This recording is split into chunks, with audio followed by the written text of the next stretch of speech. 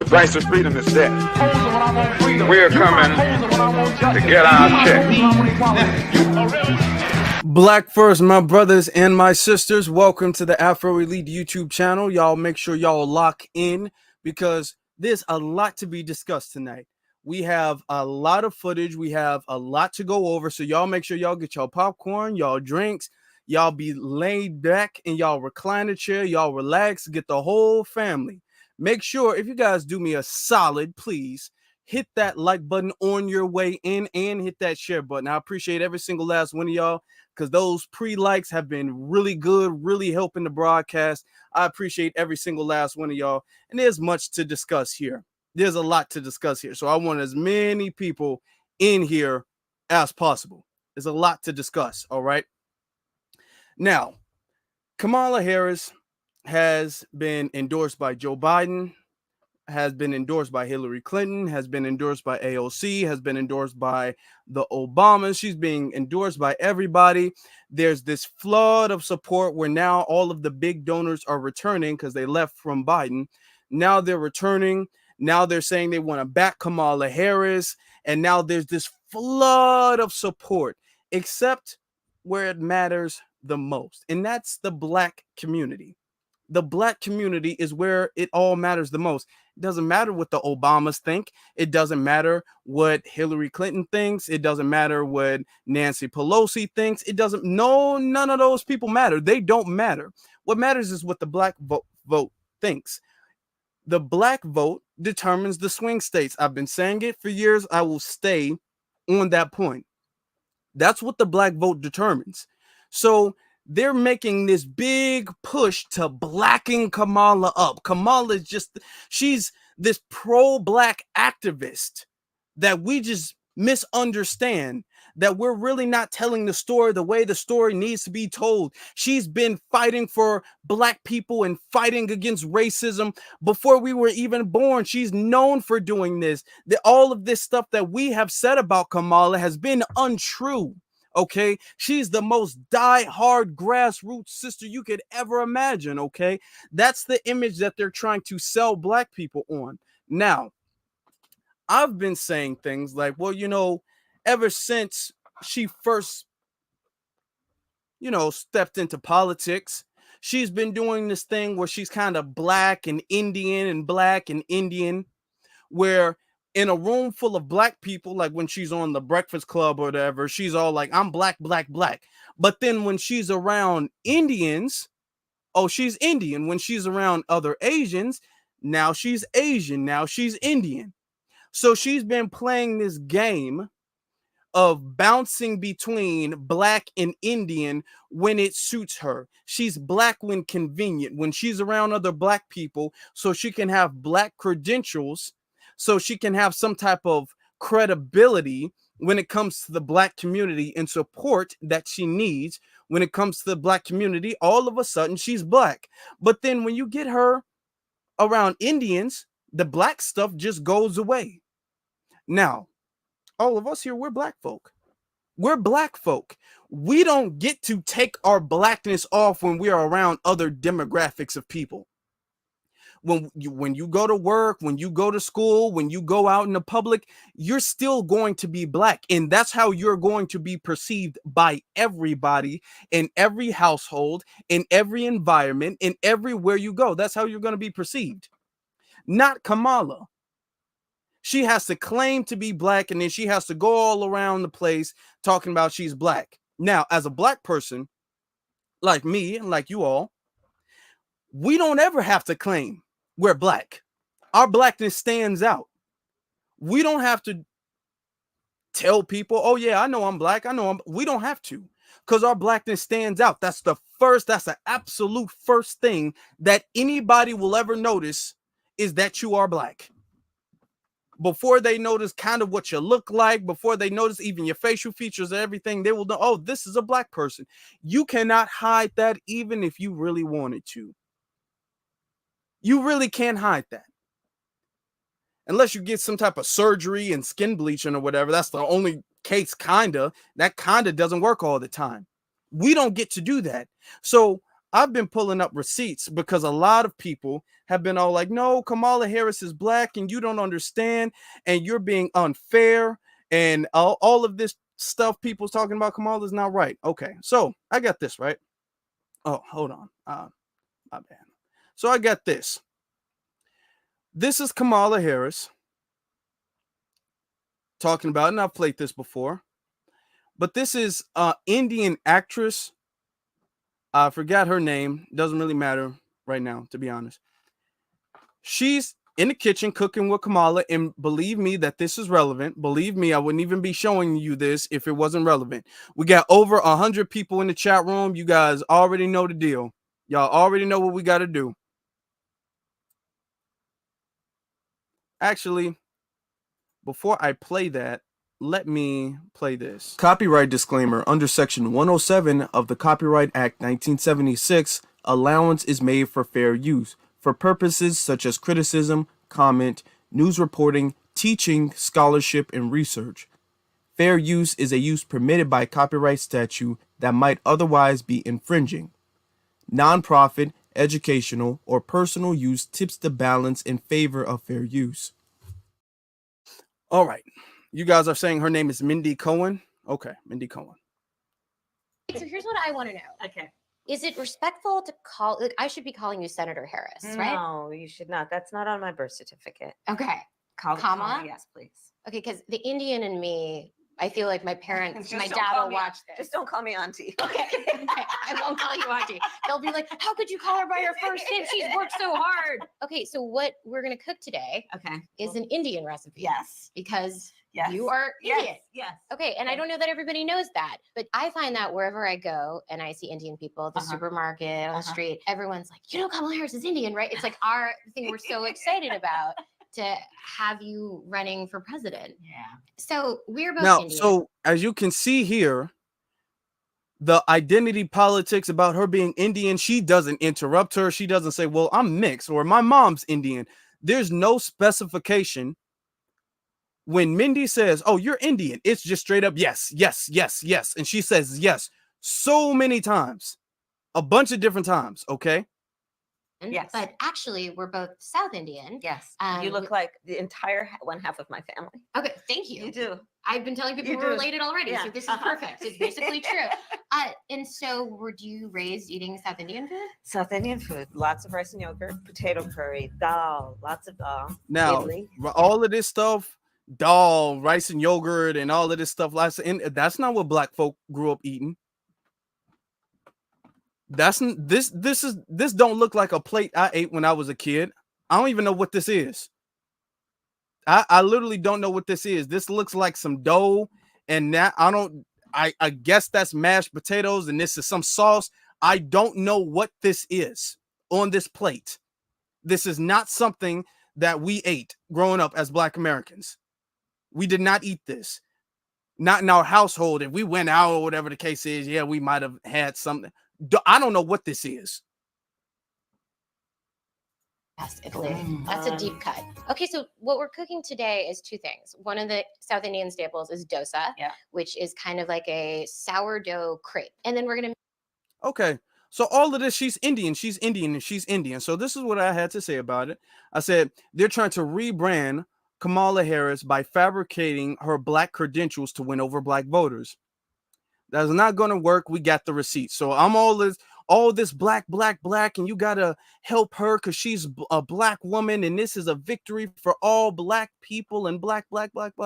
I said that. This was like earlier today. And some people were very upset by this. Now, excuse my language, but I am going to have to read this. So this almost violated the guidelines on Twitter. So a lot of people couldn't see this, but you had some people mad. I mean, triggered by this. This was under that post saying, y'all black men are the weakest, most uneducated black men ever. Y'all deserve to be called men. Okay, the grammar's really messed up. Y'all deserve to be called men for real. I think she was saying don't. And then I think it's called duh with ED, but okay. Y'all not like us. STFU. Now, language is going to have to, I'm reading what they're saying. She's saying, STFU, you bitch ass, broke ass nigga, always effing crying. I can't wait till Trump give them cops immunity and they start killing y'all bitch ass niggas. All right. So, because I showed a video of Kamala cooking food with a fellow Indian, this person is saying that they want cops to have immunity to start shooting at black folks and lynching black folks because of that. And we're broke and stupid and we're the most uneducated, and you misspelled in the post. In the post where we're the most uneducated, you said call instead of called, and you said y'all deserve instead of don't deserve. Okay? So, all right. So this is literally how mad they getting, y'all. This is literally how mad they are getting. They are furious. Absolutely furious. Furious. And that's a fact. I didn't make it up. This isn't AI. This is something she said. And they're mad because they're trying to clean up all of her Indianness. This is them trying to clean up her Indianness, and they're only going to show videos and circulate videos of Kamala incidentally saying she's black sometimes. She never really harps on it, but the few cases where she said she's black. All right. Now, I want to compare where she said in this video right here, where she said how she cooks and all that stuff and how she grew up cooking, and just listen to it. So this is perfect. It's basically true. So she brought up a whole bunch of recipes that she was running for president eating while she was. So we're both Indian, Yes. but actually we're both South Indian. Yes. You look like the entire one half of my family. Okay, thank you. You do. I've been telling people You we're do. related already, Yeah. so this is perfect. It's basically true. And so were you raised eating South Indian food? South Indian food, lots of rice and yogurt, potato curry, dal, lots of dal, idli. Yes, Italy. That's a deep cut. Okay, so what Okay. So she, and you can tell this is genuine. That right there is genuine. That is what she actually grew up eating. Then when it comes over to us, when she starts talking about cooking greens, when it comes over to us, you can kind of tell it's so over the top how she tries to sell making collard greens. It's so over the top. You can tell it's fake. Look at this. Y'all look at this. Hold on. I know how to make a mean pot of greens. In fact, people used to ask me to make greens for them for Christmas. One year, I had so many that I had to wash that we ended up washing them in the bathtub. So I am not playing around. So what you got? Did y'all hear that?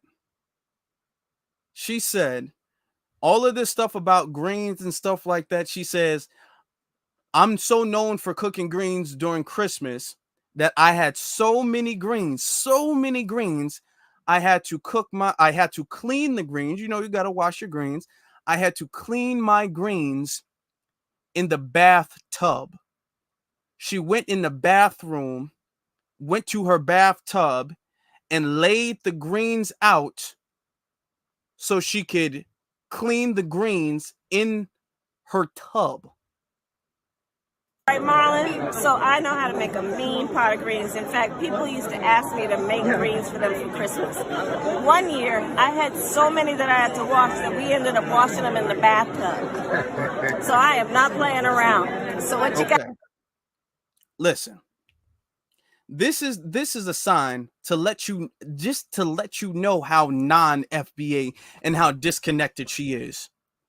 Okay, in our culture, food don't go in the bathroom at all. Don't you dare take some food in the bathroom, put it in the tub, and come back, cook it, and put it on our plate. Don't you dare do that.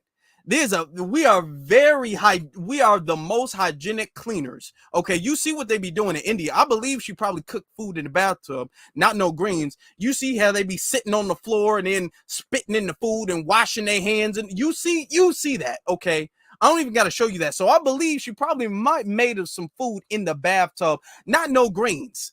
Ain't nobody like, Kamala, you make the best greens ever. I don't know how you cook it.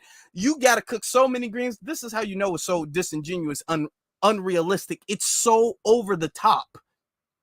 And as a Black person who actually grew up with a Black experience, you don't have to be over the top.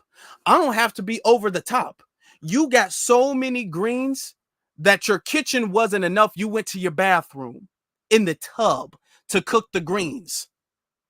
That's how much people love your greens. Okay? You just didn't start Christmas dinner early. You was all like, I gotta cook the greens in the bathtub and then have my family eat my greens out my bathtub. That's disgusting. This is why you don't eat at everybody's house. Okay? That's absolutely disgusting. This is why you do not eat at everybody's house. Okay? That's not what we were doing. So when I call that stuff out, this is why we call it out, not because necessarily, and I'm gonna be honest, not because necessarily it's a intrinsic issue with her being half Indian, not because she was raised by her Indian mother in an Indian culture, because she didn't say she was cooking dal and rice and yogurt in the tub, but she's saying she cooking greens in the tub. All right. The problem is that they are trying so hard to blacken her up, to make it seem like she's a sister girl. They are trying so absolute hard. They are trying so hard because they know her history is very anti-Black. They know her history is very pro everybody else and anti-FBA specifically. Look at this. And I've shown this, and this went viral. Okay. Now it's saying my browser lost connection. Okay, hold on. Give me 1 second, y'all. Give me 1 second.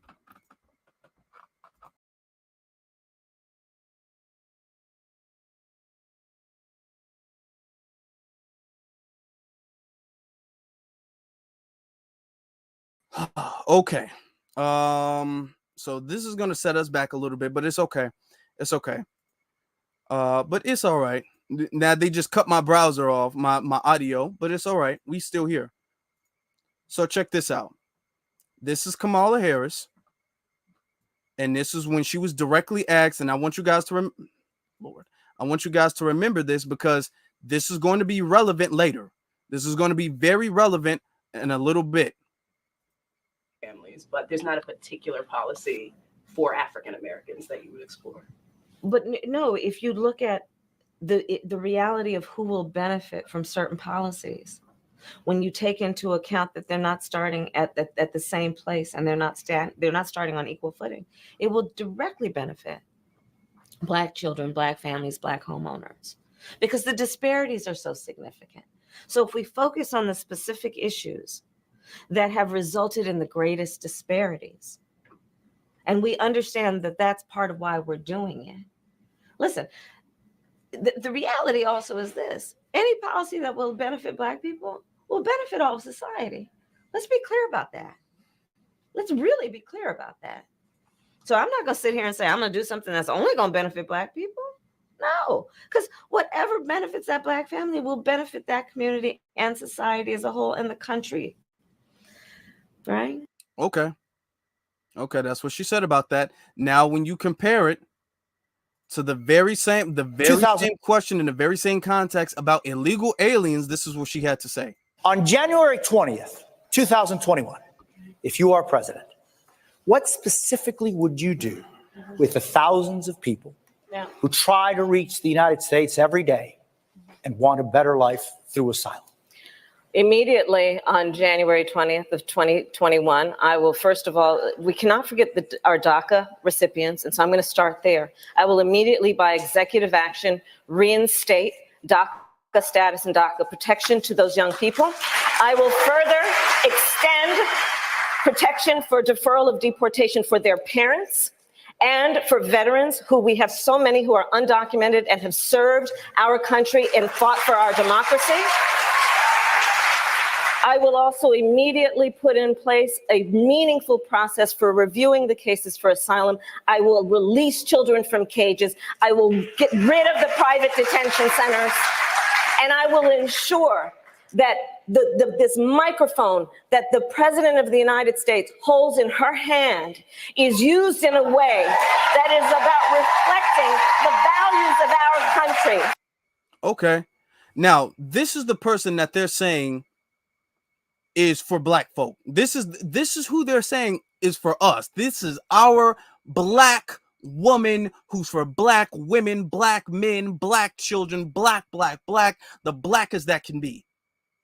So they're trying to orchestrate this false representation of Kamala.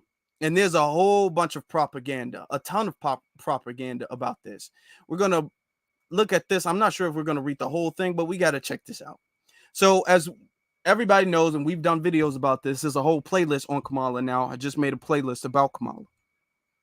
They've discussed how there was 44,000 black women on a Zoom call and raised millions of dollars. And then next thing you know, black men were on a call and black men raised millions of dollars. And every black person is just so infatuated with her. All right. Everybody's just so infatuated with her. So we're going to look at this. Because what they're trying to do now is they're trying to, because when we got the receipts, when we have the receipts, now they're trying to black woman her and say that any credibility, anything you have to say about her that's negative is an attack on black women. Just look at this for a second.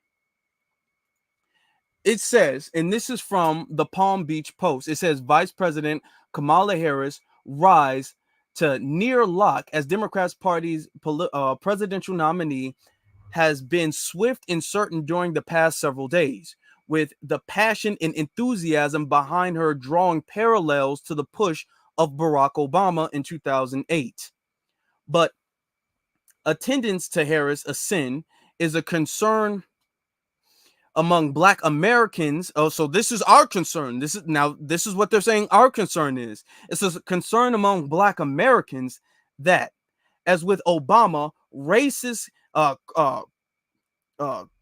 criticism and caricatures, with subtle and some not so subtle, are sure to follow. And for black women, the certain is heightened. That concern is heightened, carrying with it a charging certainty that Harris will endure doubts and dismissal both as a woman and as a black woman. The double-barreled reality many black women know all too well from their own lives. Okay, so now she's doing this as a black woman, and this is an attack on black women. All right. Oh, we're gonna get deep. Make sure y'all hit that like button. Oh, there's a lot to cover, brothers and sisters, ladies and gentlemen, a lot to cover. Y'all make sure.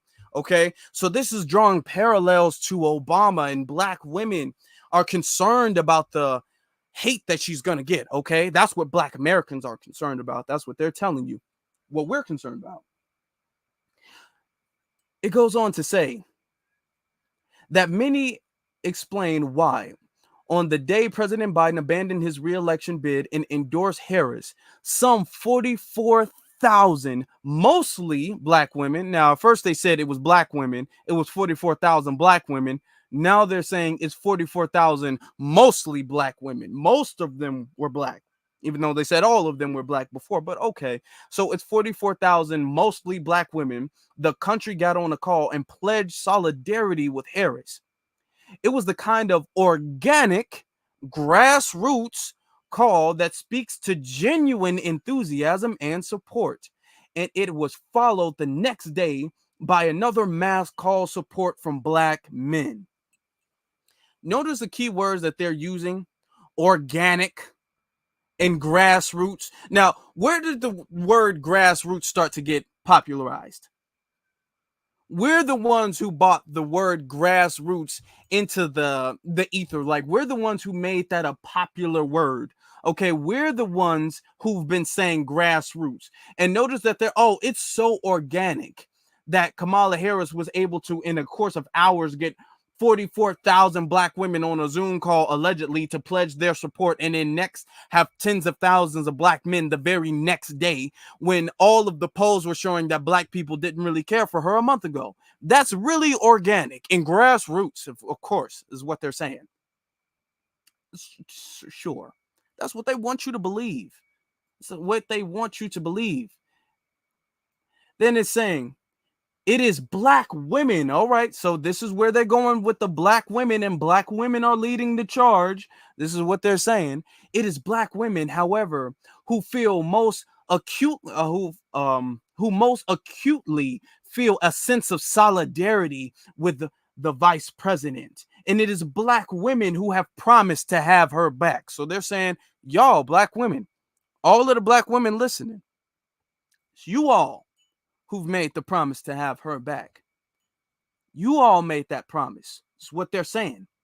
Black women interviewed for this story, who hail from various parts of Florida, all said that they plan to support Harris. They said they don't simply share her policy aims. They expressed a deep-seated understanding of what it's like to be a successful black woman and to have everything about you scrutinized and demeaned. Everything from the way you look and sound to your intelligence and accomplishments. So what this is supposed to do is this is supposed to say that anybody who's scrutinizing Kamala Harris, anybody who has anything negative to say about Kamala, anybody who has any sort of criticism about Kamala Harris, this is what all black women, notice how they're trying to make Kamala Harris now the representative of black women, and the pushback that Kamala Harris rightfully is getting is akin to the pushback all black women, or the discrimination that black women get. So now Kamala Harris is facing the struggles of a black woman, and all of her intelligence and all that, that's just being scrutinized. Okay. Just notice that. This is their push. This is why they at first said it was 44,000 black women on that call. It's saying Rachel Cohen, a 35-year-old stay-at-home mother of 3 in Port St. Lucie, said she remembers what she heard after learning she got an early acceptance from the University of Florida. Quote, "I got it because I'm a good writer and a good test taker," Cohen said, adding, "Not everyone viewed her acceptance as a product of her talent and accomplishments, but it couldn't be because of that. I was another checkbox for a quota. The only reason I got it because of my race." Okay. This ain't got nothing to do with Kamala Harris. Harris, 59, has been mocked and memed by white, often male, political opponents because of how her laugh sounds. Former President Donald Trump has been trying out various attack lines tied to that mockery, including nicknames like Cackling Kamala and Laughing Kamala. U.S. Senator J.D. Vance, the Iowa Republican tapped by Trump to serve as his running mate, has criticized Harris and other Democratic women as, quote, "a bunch of childless cat ladies who are miserable." All right. That's because Kamala Harris does not have any biological children. Says Harris gained 2 stepchildren when she married attorney Doug Emhoff,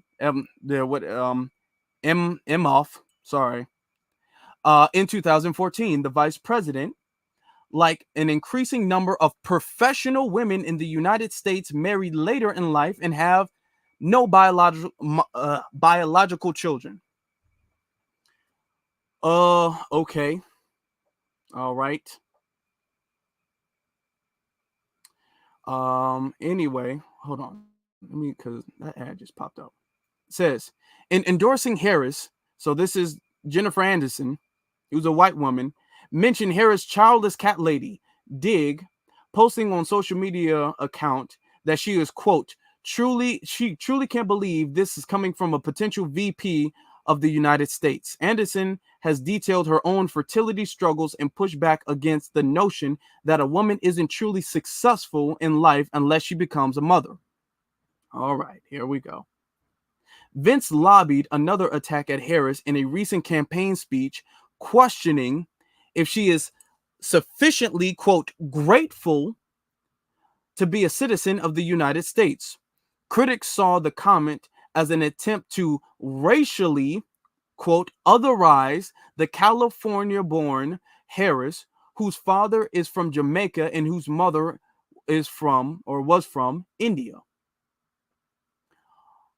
Other Harris critics lean more heavily on race in knocking her, including Wisconsin Congressman Glenn Gothman, who said Democrats would feel compelled to turn to Harris as the party's presidential nominee because of her, quote, ethnic background.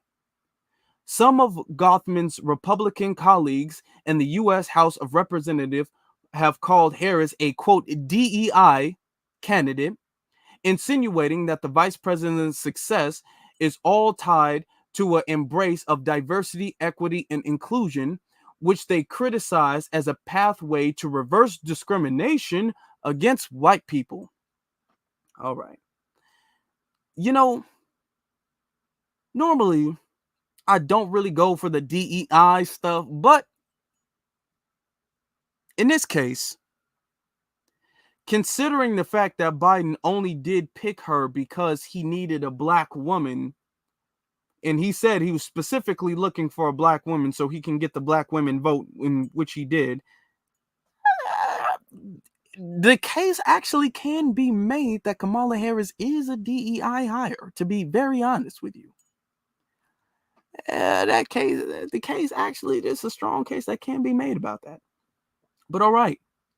Says Cohen said black women, notice now that she's referring to all black women alone won't be enough to push Harris past the tactics to victory, past such tactics to victory in November. All right.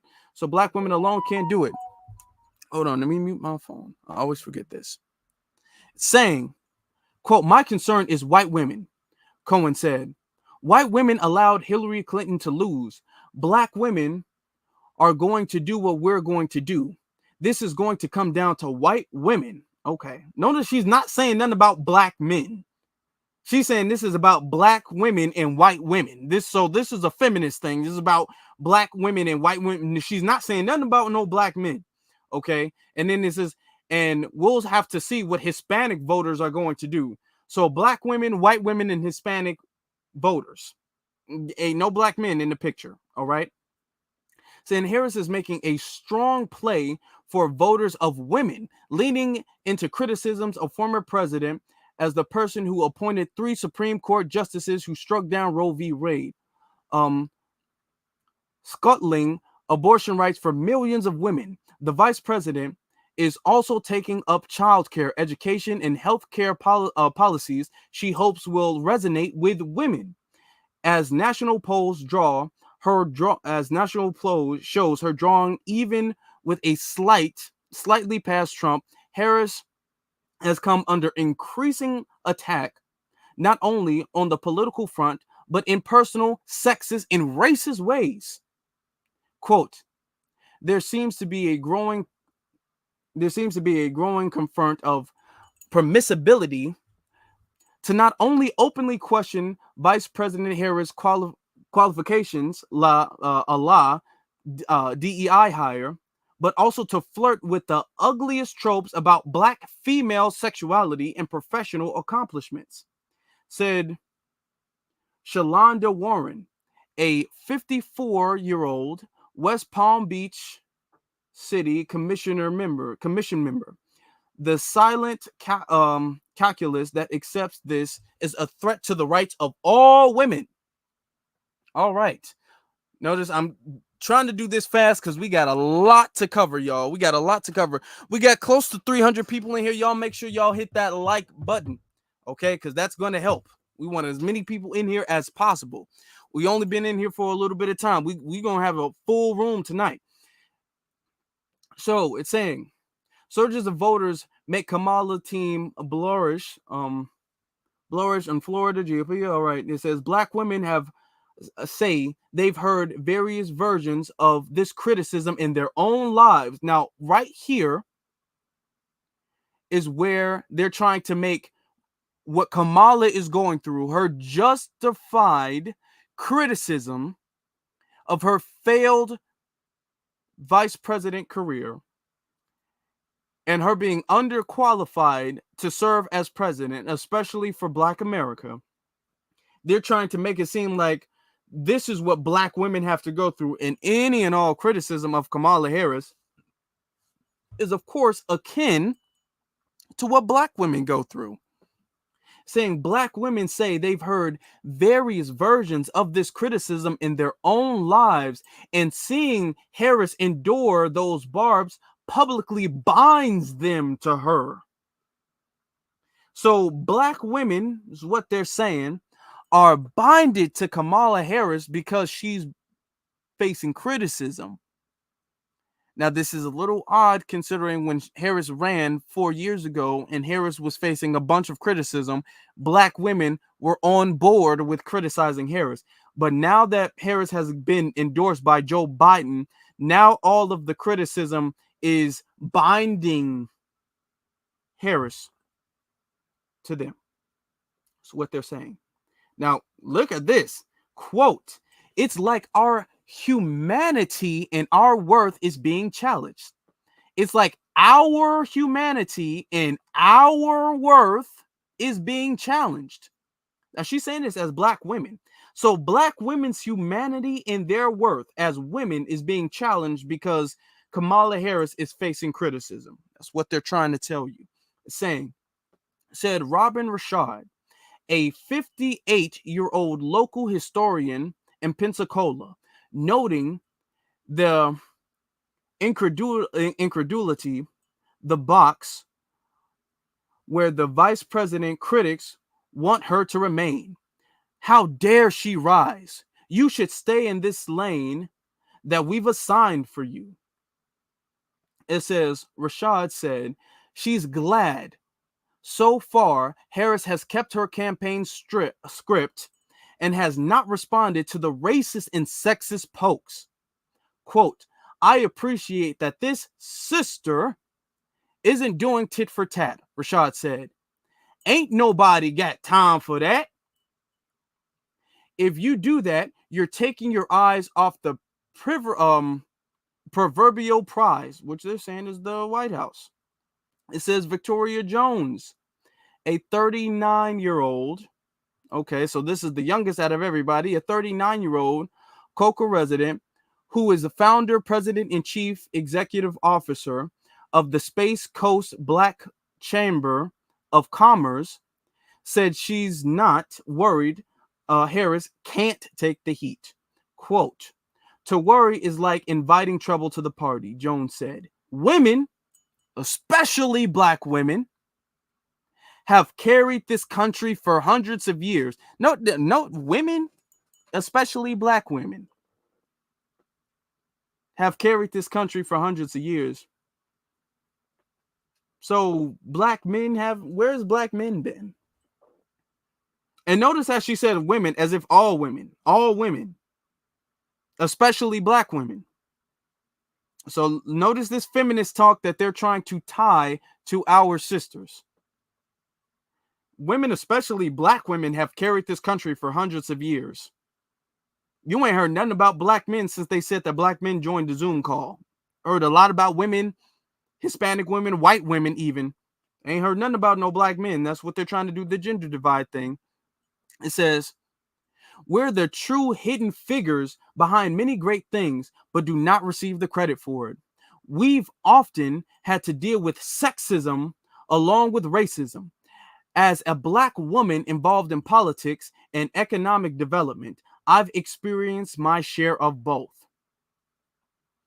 Jones, a registered Republican who has run for office as a Democrat, said sexist flyers were mailed out during her run in office. There have been other painful moments in her work life as well, she said. Then she's talking about, we're trying to be as quick as possible because there's a lot to cover, y'all. So much to cover. It says, quote, I've had to have one of my close male colleagues sit in a meeting with a male businessman who essentially proposed causing issues for me if I didn't back down, she said. Don't know what that means. I've had a male community advocate reach out and shake my hand, and once I embraced his hand, he squeezed so hard my hand swelled up. I did file a police report for the incident to have it documented in case I had to defend myself in the future. Okay, they ain't got nothing to do. So right now, what they're trying to do is they're trying to talk about all the horror stories that they've gone through, and for whatever reason, or not for whatever reason, try to tie this to Kamala Harris. Says Jones said she remembers seeing a picture of Harris seated next to Biden. The caption used a slang term for prostitute, referring to Harris. So talking about a HOE. Quote, I know how it feels to have those sort of things hurled at you and keep walking with grace, she said. Oh, Lord. Okay. She continues to say, or it continues to say, the article, it's Harris charge. Said Katrina Long Robinson, a 48-year-old former Westlake City Council member who now works as vice president for public and government relations for a political consulting firm.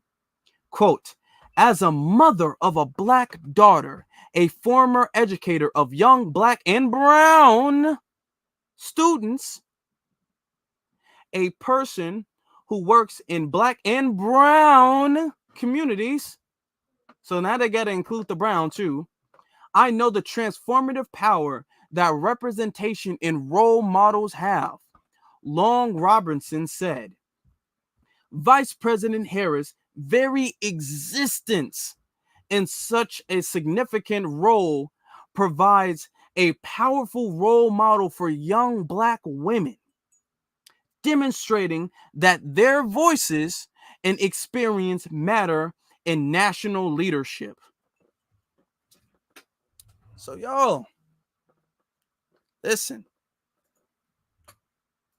a lot to cover. We covered a lot. We just covered a lot. Okay, let me take a sip of my tea. That's a lot.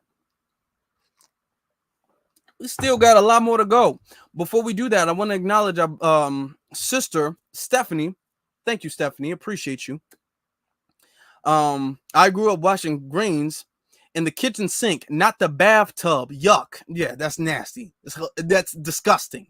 It says Kamala probably cosplaying on her cooking too. Oh, yeah, she is. We've not seen Kamala cook. I don't believe Kamala was cooking nothing black, and that's disgusting. Thank you for that. That you cook your stuff in the kitchen. Food stays in the kitchen. There's no pathway from the kitchen to the bathroom. I don't care how much food you gotta cook. The stuff stays in the kitchen. It don't go to the bathroom. It don't matter how much food you have. Don't matter how much food you have. Okay. Greens is not that difficult to it don't take that much. Ever. But notice now, this is what they're trying to do, and they're trying to tie Kamala. Now, I had to refresh the screen, so now I got to put up a whole bunch of stuff. So this is Joy Reid. So Joy Reid had something to say when it comes up. I just gotta say it. This is Joy Reid, who I want you guys to keep in mind is non-FBA. Joy Reid is not an FBA. So this is Joy Reid telling us about our culture. Listen here. I just gotta say it. Given the just stratospheric entrance of Vice President Kamala Harris into the presidential campaign, and she has now secured enough delegates to become the nominee, you're going to look real crazy being on the other side of that line, particularly as a person of color. Okay. But really, so we're going to look real crazy being on the other side of the line as a person of color because she got endorsed. as anyone who claims to have any connection to the culture, you're going to look real weird and real lonely on that side. A connection to the culture she's not a part of. She's coming to us. She's in our land, speaking on culture that she's not a part of. She's not speaking on her culture. She's speaking on my culture. She's speaking on your culture. She's saying that we are going to look crazy for not supporting someone who's not from the culture, because Kamala Harris is a tether. Kamala Harris is a tether, a mulatto tether at that.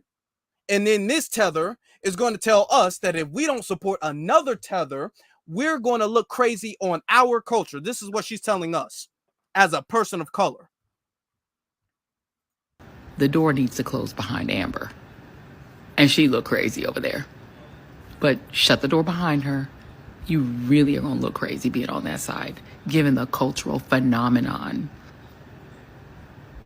of Vice President Kamala Devi Harris. Oh, it's a cultural phenomenon. She's about to make history. Oh, she's about to become the first woman president. She brings together the African American community, the AAPI. She brings, no, she don't, and you don't get to speak for us. She don't bring us together. She brings, no, she don't. No, she does not. And you don't get to speak for us, Joy Reid. Community, younger people. She is a whole meme. And I'm going to explain to y'all the fall of the coconut tree is a whole West Indian thing. She brings together all of the aspects of the culture. HBCUs. She's a Howard graduate. The Divine Nine. Matter. She's an AKA. That don't matter. She is a woman of color extraordinaire. She would be.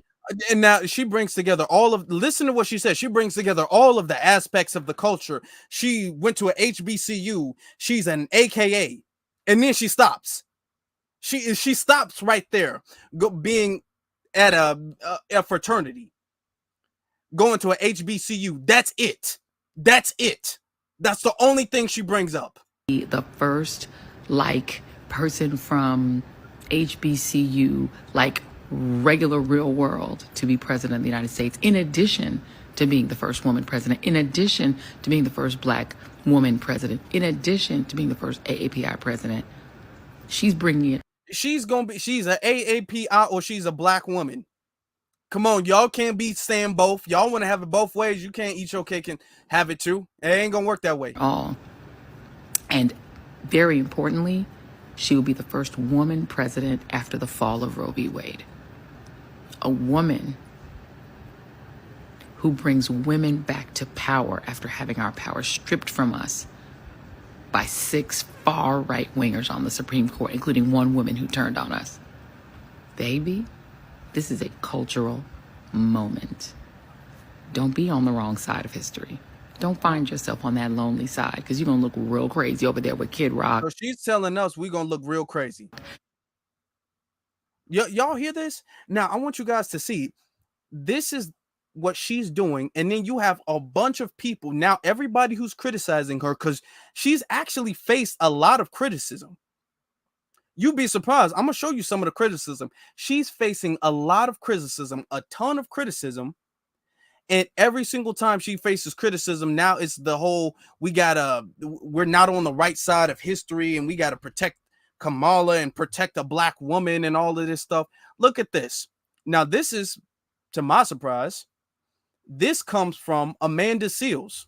Amanda Seales has been critical of Kamala. Amanda Seales is out here saying that, yeah, she ain't really buying the whole, she is not really buying the whole black woman thing. So listen to what Amanda Seales actually had to say. Put in clips of Kamala Harris stating things. I don't need politicians to state things.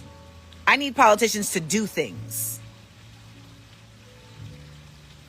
When I met with Kamala Harris after she summoned me, I said to her straight up, you talk out 2 sides of your neck and we don't know what you're talking about. I wouldn't be surprised if it's Kamala Harris who's trying to shut me the fuck up. Because I told her straight up that I feel like she is disingenuous in her messaging. And she said to me, well, you're being too critical. And I said, I am a voter. I'm supposed to be critical. That's my job. And I want to see actions. She said, well, how am I supposed to talk about racism in America without calling Americans racist? I said, well, first of all, there are many racist Americans, but there's also policy, legislation, institution, and systems that are racist that need to be addressed. They need to be addressed. And if you're not going to do that in an actualized way and in a loud, bold way, people will never really know where you're coming from. Well, you can't tell me how I feel. So I'm not telling you how you feel. I'm telling you how you sound. I'm telling you how you sound. Okay?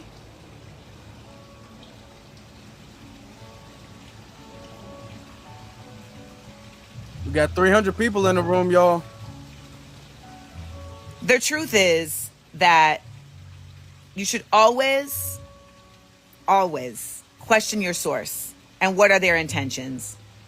And what you all need to know is that I don't need to do any of this.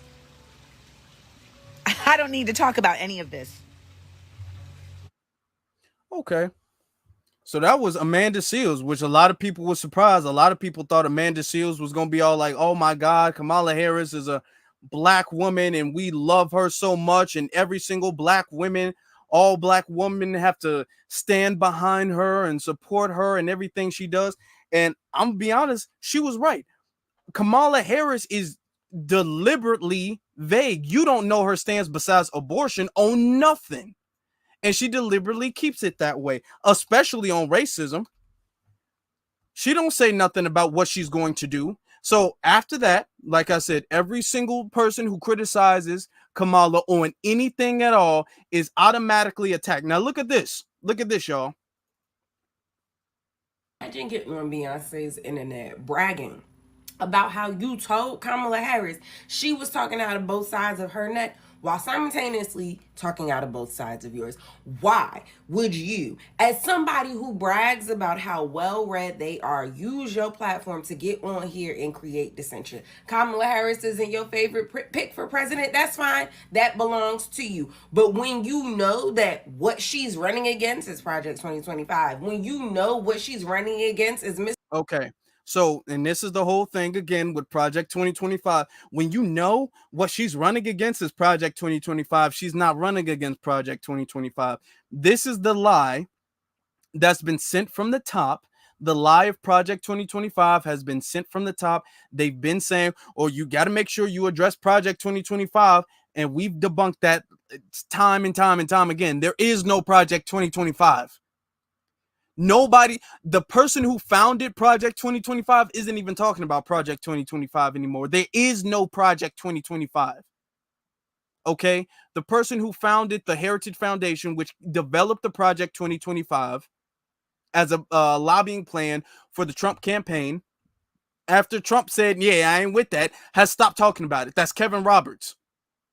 Nobody's talking about Project 2025 except Democrats in Democratic shills. Mr. Trump, who got up to an audience of Christians this week and said, Christians, I love you, Christians. If you vote for me this time, you'll never have to vote again. What? Do we want to know her stance on racism in America? Absolutely the fuck we do, right? But also, you're citing an impossible task. Now listen to this. She said, do we want to know her stance on racism in America? Yes, we do. This is what Amanda said. Amanda said, hey, we don't know where Kamala stands, what she's going to do with racism. We don't know that. So she's saying, yeah, I mean, I have to agree that we do. But then look at this. Also, you're citing an impossible task. Obama didn't end racism. Any other president that said he was with the African-American community never ended racism. So now you want Kamala Harris to hang her hat. The first female president, you want her to hang her hat on ending racism in America. And it's 2024. It'll be 2025 by the election, and nobody else has been able to do that. Girl, get real. Hold on. This chit chat. But nobody is saying that Kamala Harris needs to end racism. That's not what anybody is saying, y'all. let me do. Let's talk about this one. Nobody is saying Kamala Harris needs to end racism. This is a gaslighting tactic. Okay, this is really what they call, not even really gaslighting. I'm sorry. This is a straw man argument. Anytime we say, well, what is Kamala going to do to address racism in America? They formulate this brand new argument that we're saying, and they attack the argument that we're not saying. They're saying, oh, well, you want her to end all racism? Well, hold on. You can't tell that there's like a little gray area between ending all racism and absolutely doing nothing about racism. There's not a little room in between. Nobody's saying Kamala Harris, unless you end all racism, that has to go. But is Kamala Harris addressing racism? Because Kamala Harris is addressing sexism.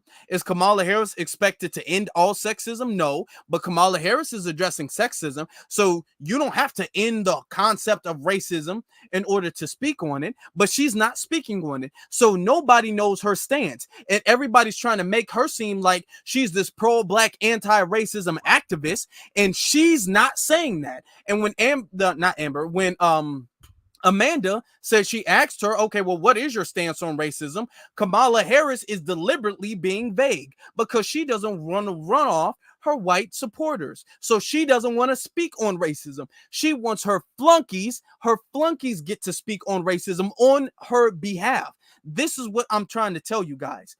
All of the pro-blackness and everybody loves her and the black community is supporting her, and all of these black credentials are not actually coming from Kamala Harris's campaign. None of them are. Her pro-black credentials are actually coming from the shills. She's not saying this. This is the deliberate attempt. She's not saying this. She gets to go on her racially ambiguous platform, and she gets to play race blindness. She's not mentioning she's black. She's not. Go to her pages and stuff like that. She's not talking about she's black at all. Go to her website. She's not talking about she's black. Go to her campaign promises. She's not talking about she's black. She's not talking about that at all. She gets to go on, I'm the first woman. She gets to go on that platform and let all of these little groupie shills speak on her blackness. And she doesn't have to do it. That's what they're doing. So, continuing this video. It's clearly about Amanda Seales. Love real bad.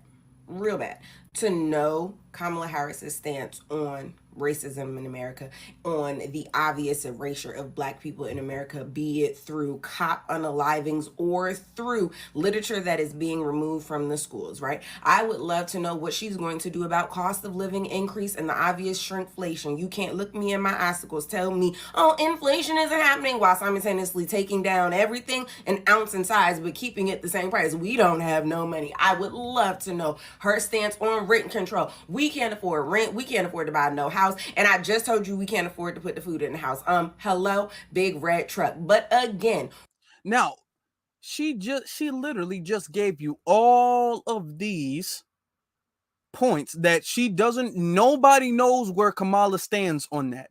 We don't know where Kamala stands on the economy. We don't know about Kamala's plan to end inflation. We don't know Kamala's plan to bring prices down.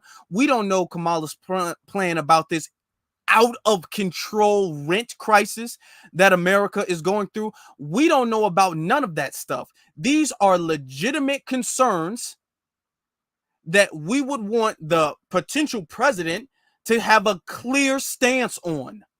You want us to have a clear stance at the voting booth, but these concerns we're not supposed to have a clear stance on. We don't know what side she's going to be on, but you want to know what side we're supposed to be on.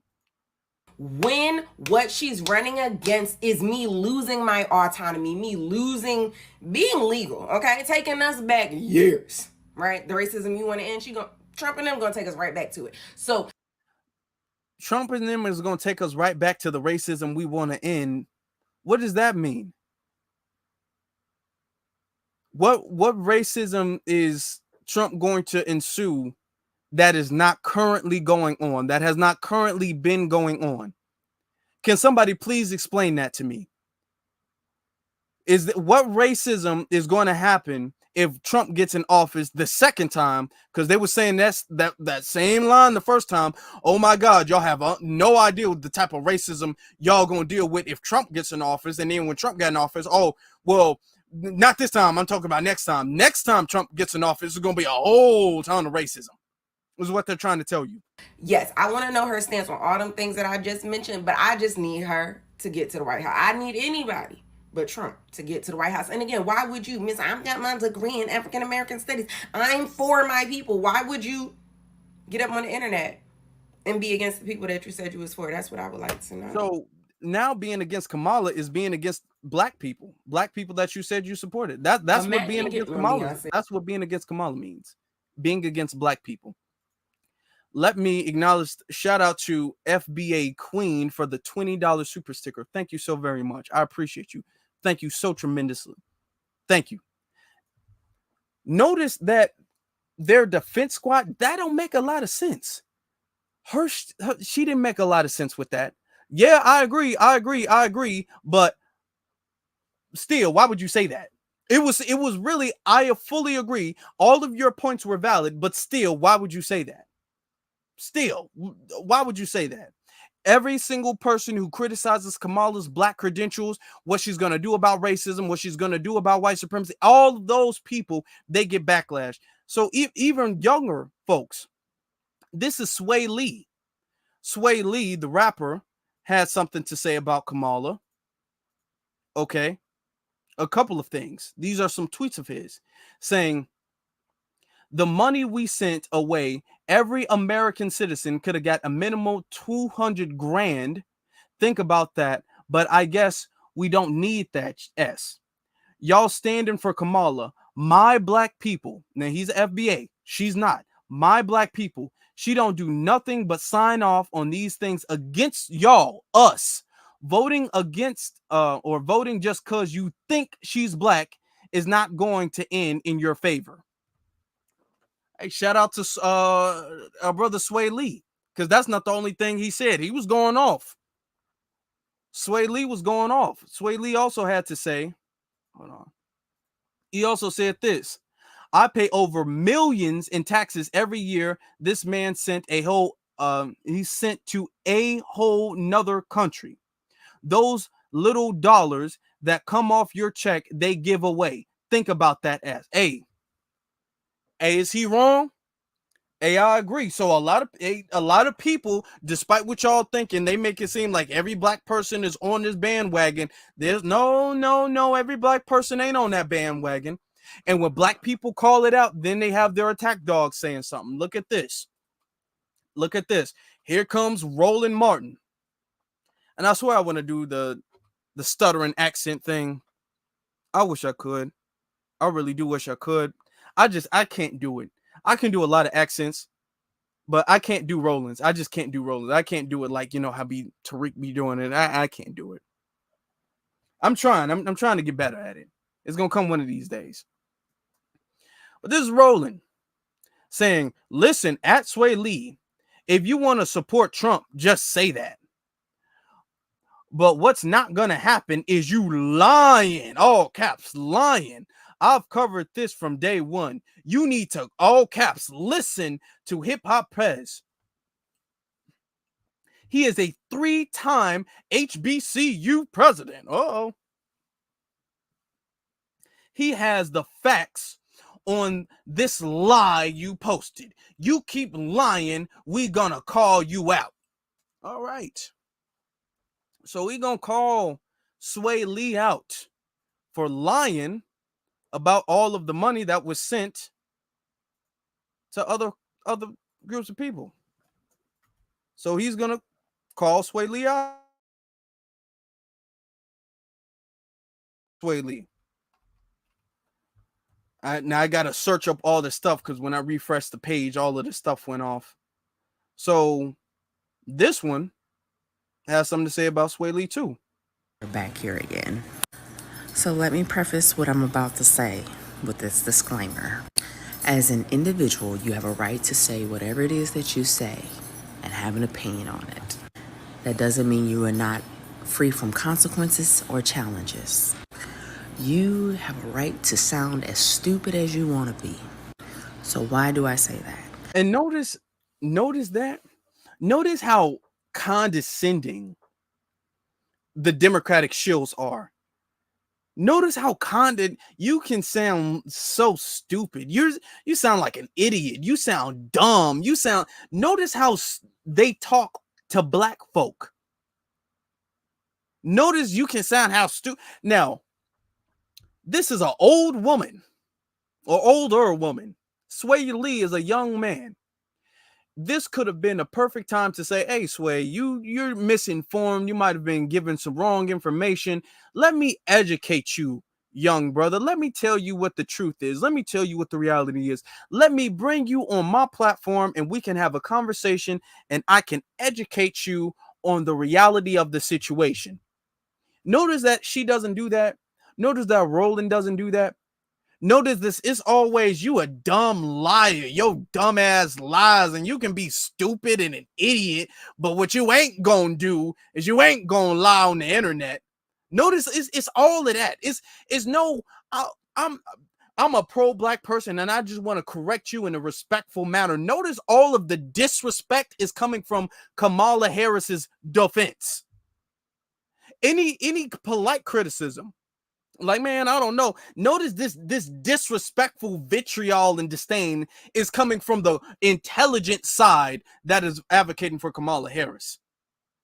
And she's talking to someone who's maybe young enough to be her son, at least her little brother. Yeah, you can be stupid. Damn. Okay.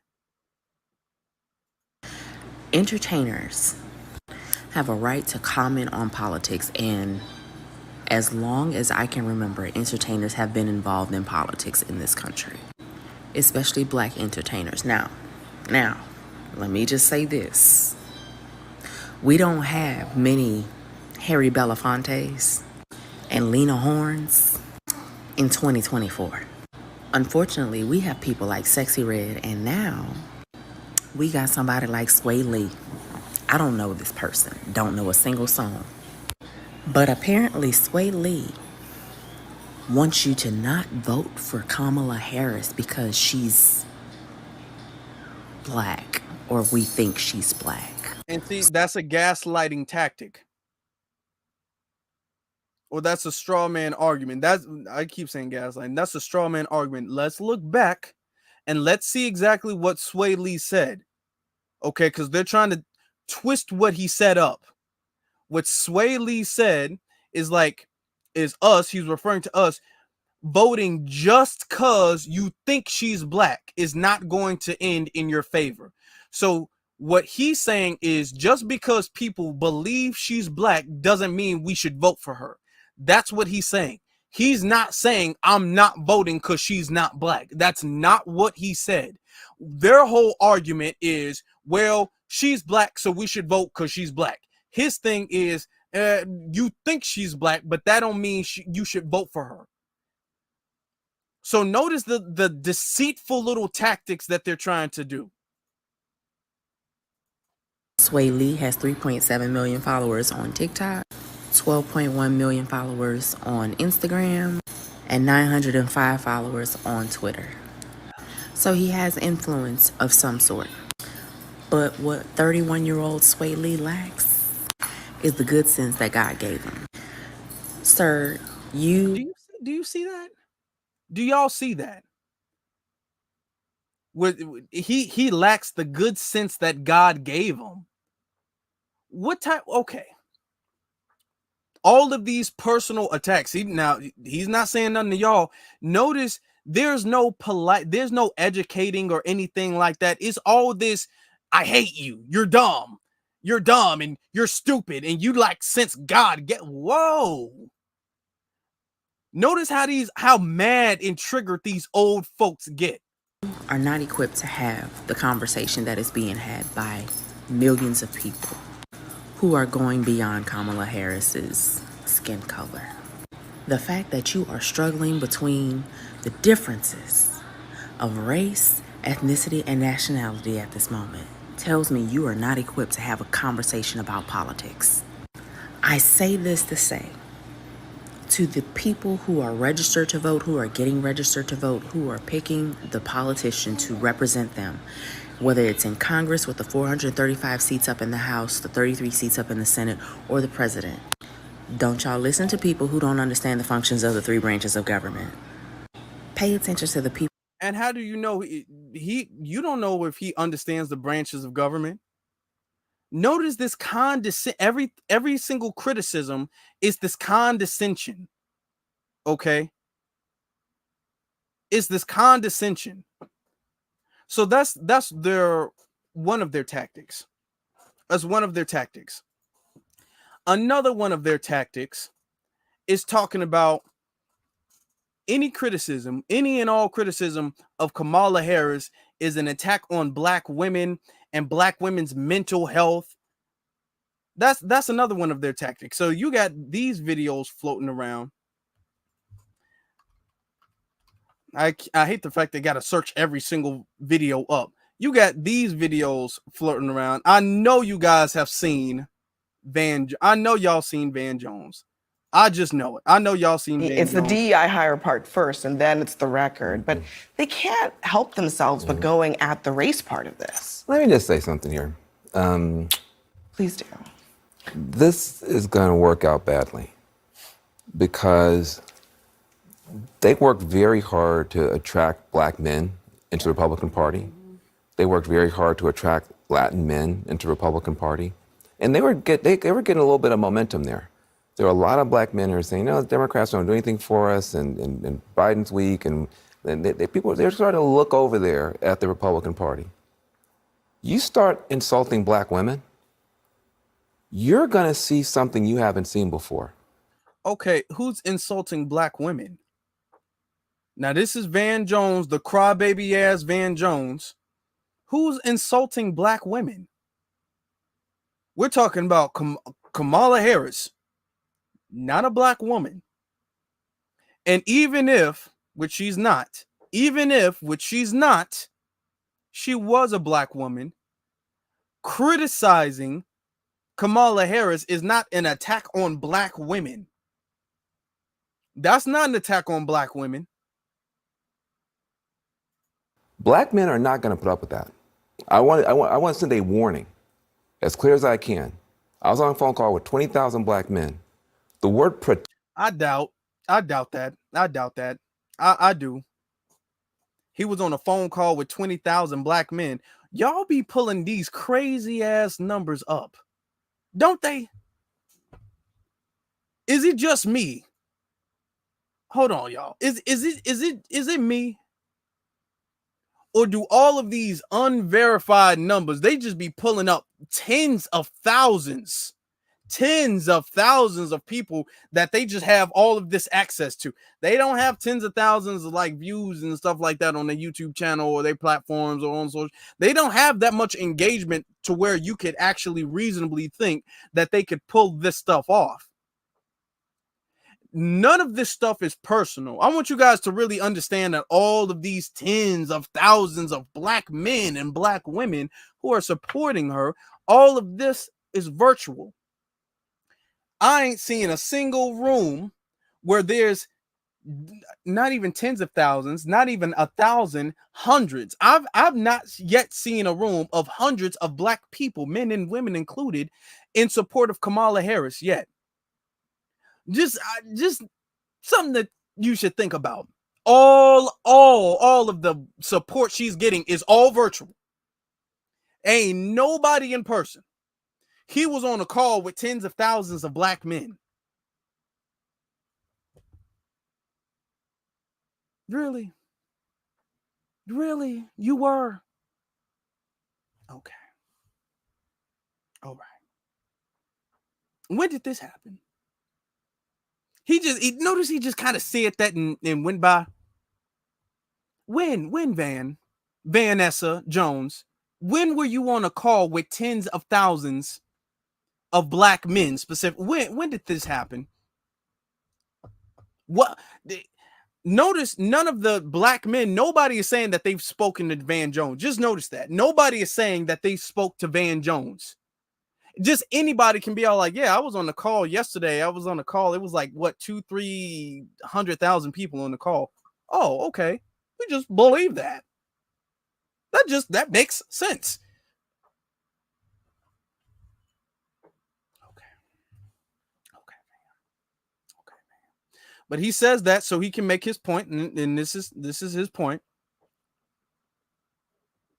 Protect came up about 1,000 times. Hold on. Protect this sister.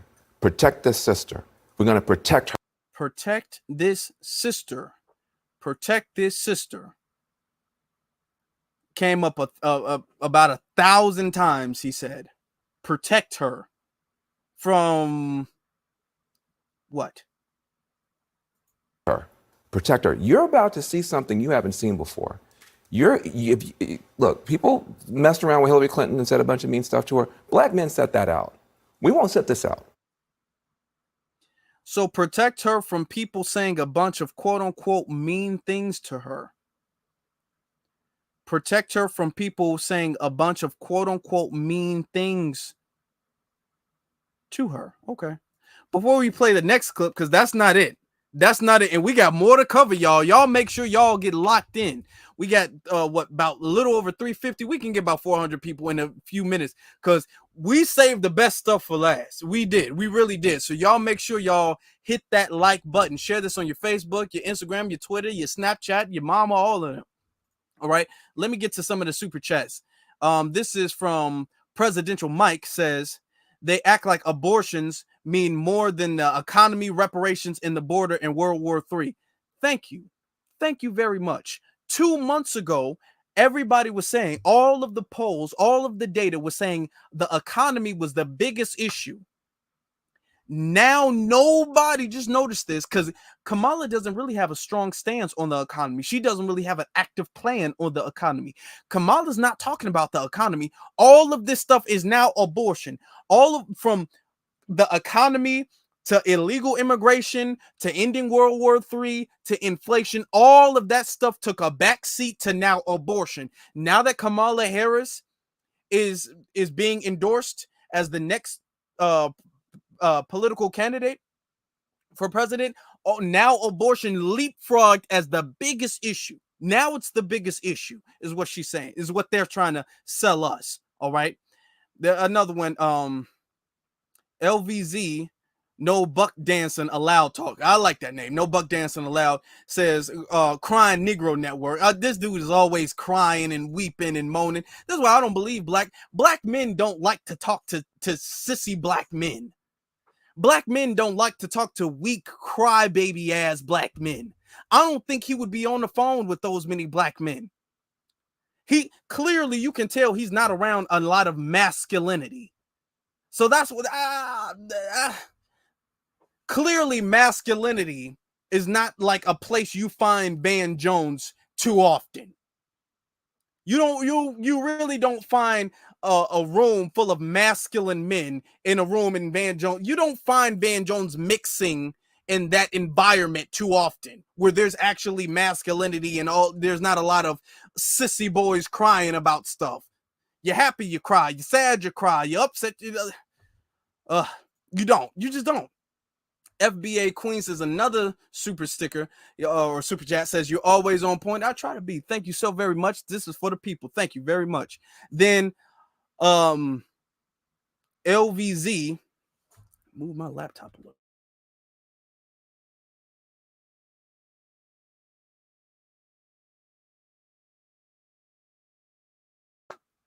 Okay, my bad. 20,000 people. What kind of service does he get? Brother, thank you. That don't make no sense. 20,000 people. What type of service do you get? I got all I got is three-way. Thank you. I don't know what he must have the best AT&T. He got to have the best T-Mobile. I don't know what he has where he can be on the call with 20,000 people. Okay. YouTube can't hold. You're on the call with 20,000 people. YouTube can't hold that. I mean, Zoom can't hold that. Zoom crashes when you got a bunch of people. It be glitching and kicking people off and people's audio's all messed up all the time. Where are y'all getting this platform where these powerful servers hold tens of thousands of people? Y'all make it seem like we don't got phones too and we can't tell. You go under a tunnel or in an elevator and your call disconnects, but you want me to believe that you're on a phone with 20,000 people at one time. This is what they want you to believe, y'all. This is what they're trying to tell you. 20,000. That's a huge number. That's huge. Now, let's keep going. Let's keep it up. We're going to keep going. So the whole protect black women thing, that's going on. The protect black women. So you got this other a whole bunch of TikTok influencers. So Van Jones kind of gave the little code word. A whole bunch of TikTok influencers are now talking about we got to protect her. Look at this now. Black women, hear me very clearly, because I'm going to need you to prepare yourself for the biggest level of misogyny you have ever witnessed in your lifetime. Why would black women hear that when they're talking about Kamala? That misogyny and racism, it's going to be something you have never witnessed or experienced in your life. And we're going to have to prepare for that. As sad as that is as a reality, it is reality. So what I'm going to need y'all to do is to protect your peace, protect your mental health. And by that, I mean doing the following. Block out. Protect your peace and protect your mental health? What?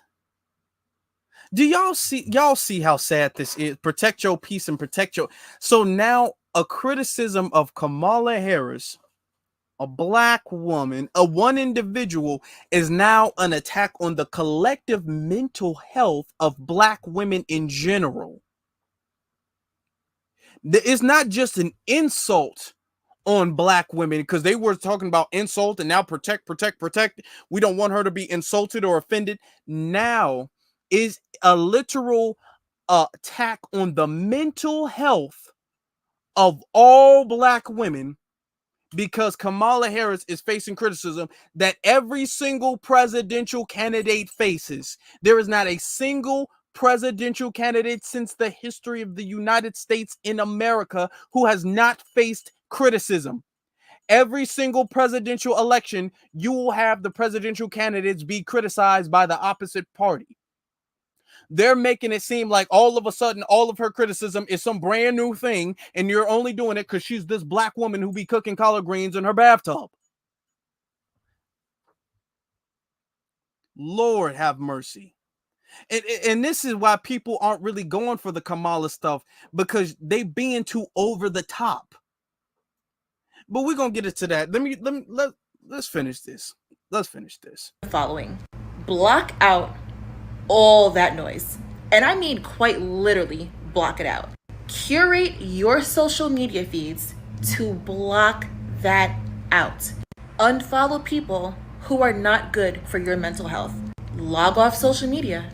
Even watch your news consumption. Whether she wins or loses, that increased level of misogyny is still going to happen. Protect yourself, protect your mental health, protect your peace. Black women. Woo. Hold on. Y'all, do y'all see this? Do y'all see this? This is got to be some of the saddest. This got to be some of the saddest stuff. But I saved the best for last, y'all. I saved the best for last.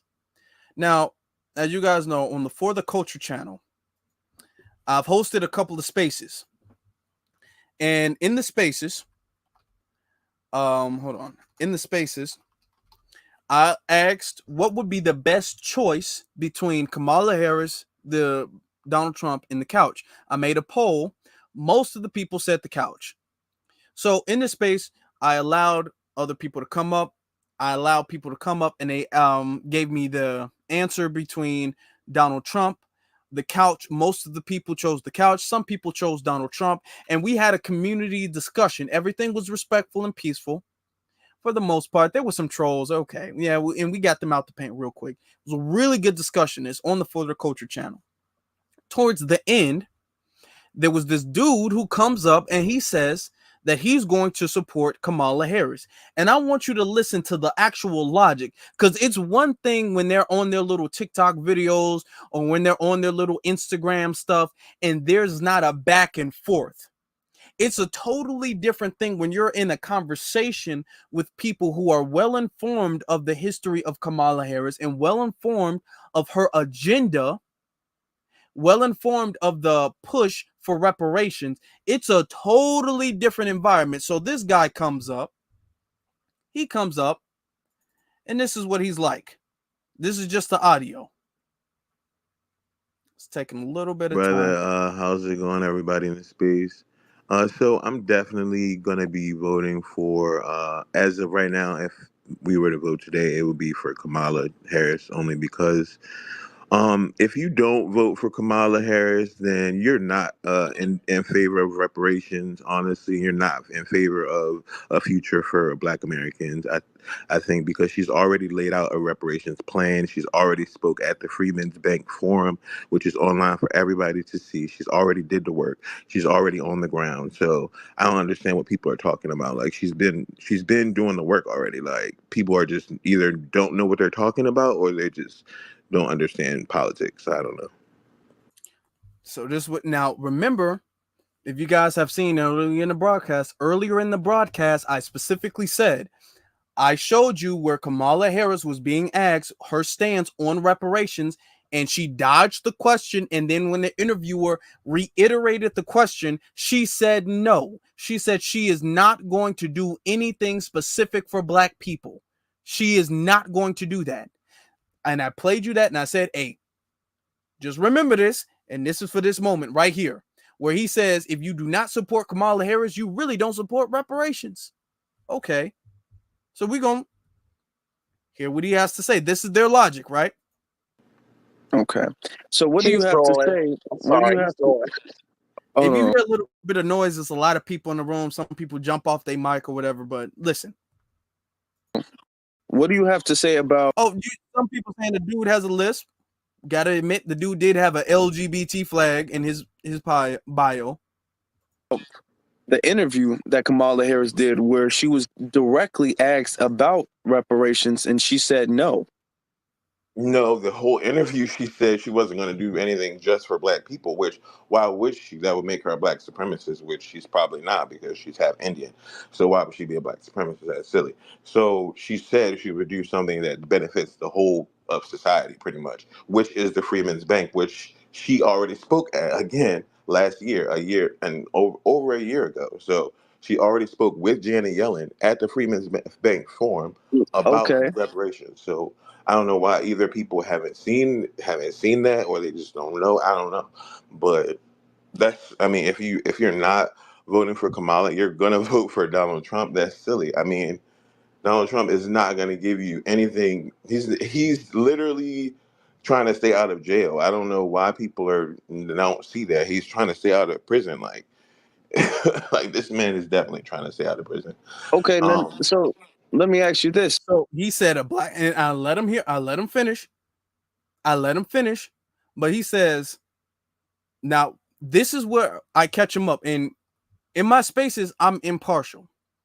Or I try to be. I do push back a little and I give my stances, but I try to be fair enough to let people convey their thought. But my thing is that a lot of the Kamala supporters, when they come up, they're very dishonest. Now, one thing I will say, I'm not a Trump supporter, but when the people come up and they say I'm voting for Trump, they give the honest answer as to why they're supporting Trump.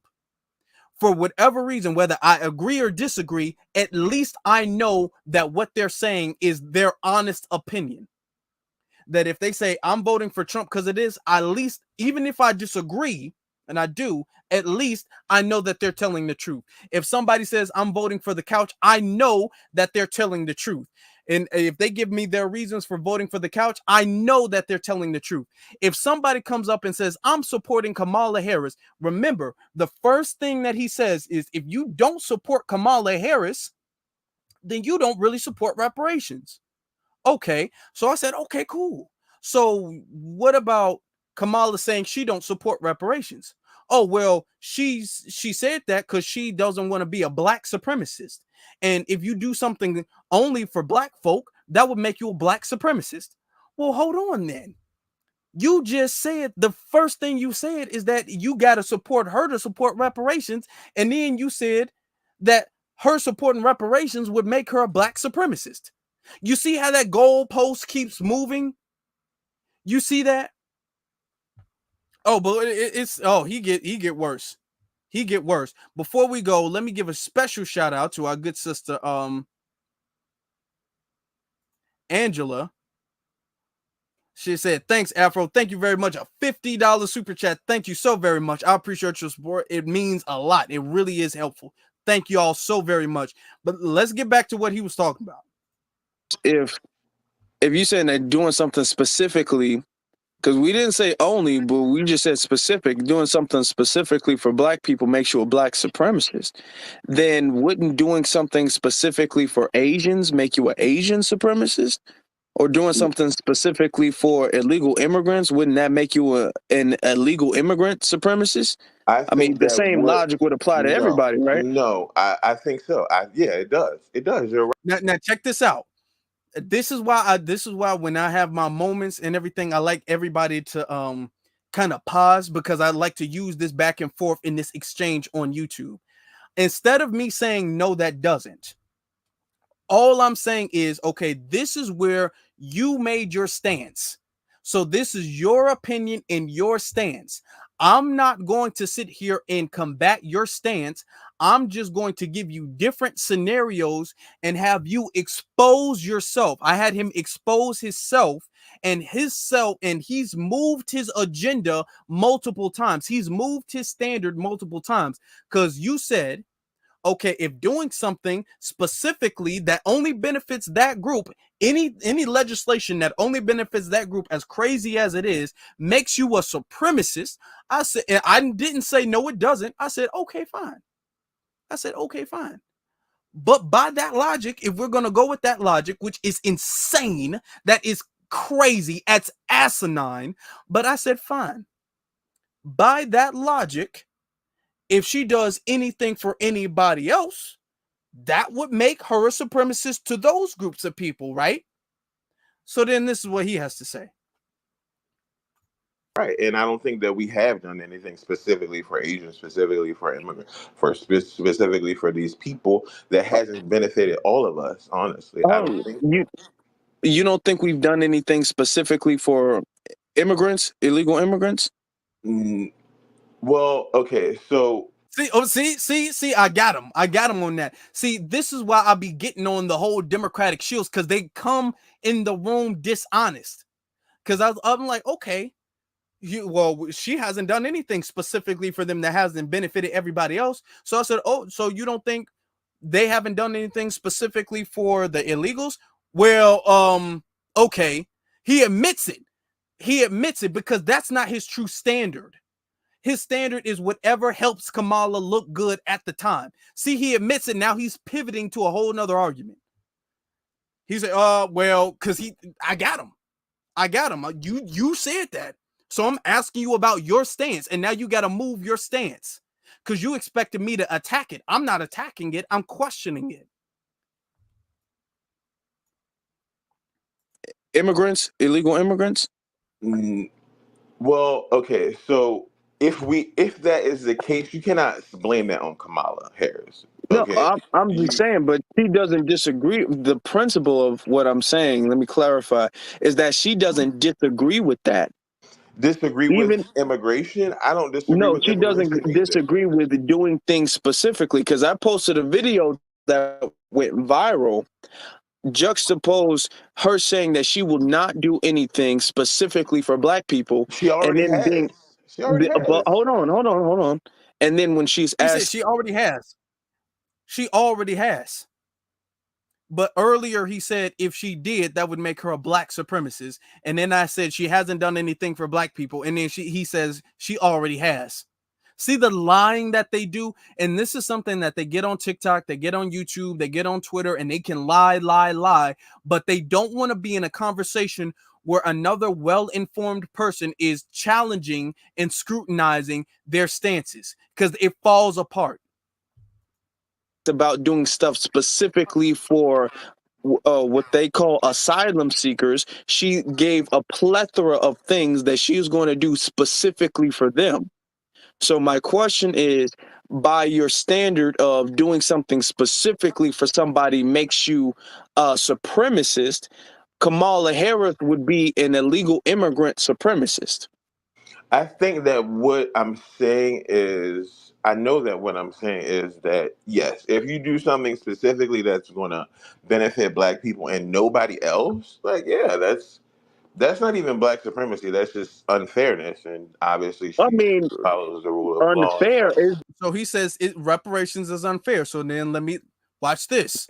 is it not a debt that is owed? That's not a. Do you feel like reparations is a debt that is owed? It depends. It depends What does it depend on? on the case. Okay, the case is slavery. Reparations for slavery, we already talked about that. Like I said, she already spoke at the Freeman's Bank Forum Okay. with Janet Yellen in front of a group of. He said we already talked about that. She spoke at the Freeman's Forum. No, you said that she couldn't do that. She said no to that. Notice how he keeps trying to move around, and everywhere he's going, I'm catching him. Every single pivot, every single argument, I'm catching him with every single argument. And I don't know, you didn't say this, or hold on, you didn't say this, or she said. I'm catch all he's babbling, and he's trying to find an angle, and he's not able to find one. Of supporters who she spoke with the Treasury Secretary about the So Freeman's are you Bank saying? at the So Freeman's Bank you're Forum. saying for a fact, because we just want to be clear. You're saying for a fact Kamala Harris endorses direct cash payments Just watch to the video. descendants of I slaves. don't look. She just said Because it herself. I'm saying you're saying this, and you're making it seem like this is something we all should have known when we all have seen the video of her being asked about it and her saying that she does not endorse that. She didn't say that. She said she was going to do something that benefits the She whole said of the no. She said she's going to do something that benefits everybody, and then she said she would not do anything specific for black people. She specifically said in that interview, I mean, no, if the only thing twice. that she's gonna do is reopen the Freeman Bank and do something about that and create equity in the black community in the free among Freemans, among Americans. Me being a Moorish American, how I identify that my nationality is Moorish American. So I mean, I'm gonna support her. I'm gonna keep supporting her. So All right, okay. Afro, please tag me in, please, brother, please. Now, this is what he says. I let other people speak, and then I went back. Then because I was fair, a lot of people was commenting on what he had to say. It was a long discussion. A lot of people was commenting, and I let him address the comments that were given him. So then he comes back and he doubles down. all right, And I want yeah, y'all I to just stay wanted tuned to. because we're actually going to show you what Kamala Harris really said at the Freedmen's Bureau, at the Freedmen's Bank Forum. We're going to show you because he keeps bringing up this Freedmen's Forum and she supports reparations. And there's this sediment that's kind of, they're trying to test the water and say, well, Kamala has actually been about reparations the whole time. Actually, there's this thing that they're trying to push. But listen. Say, oh shit, I actually lost my thought, but the whole Freeman's Bank situation. If you're voting for Donald Trump, you're voting against the Freeman's Bank. I'm just telling you, a vote for Donald Trump is a vote against the Freeman's Bank. Absolutely, Donald Trump didn't speak at the Freeman's Bank. Kamala Harris spoke at the Freeman's Bank with Janet Yellen about equity, capital, all these things for Freeman, specifically for Freeman because they spoke at the Freeman's Bank Forum. But what about So when she told us to kiss our ass about reparations? Hold The on, bitch hold on, don't hold on, know. say hold on, that. hold Stop on, all hold this on, hold on. bullshit. Get Man, out of this here. dude is a clown. Hey, This hold a on, hold fool. on, hold on. We ain't gonna do that.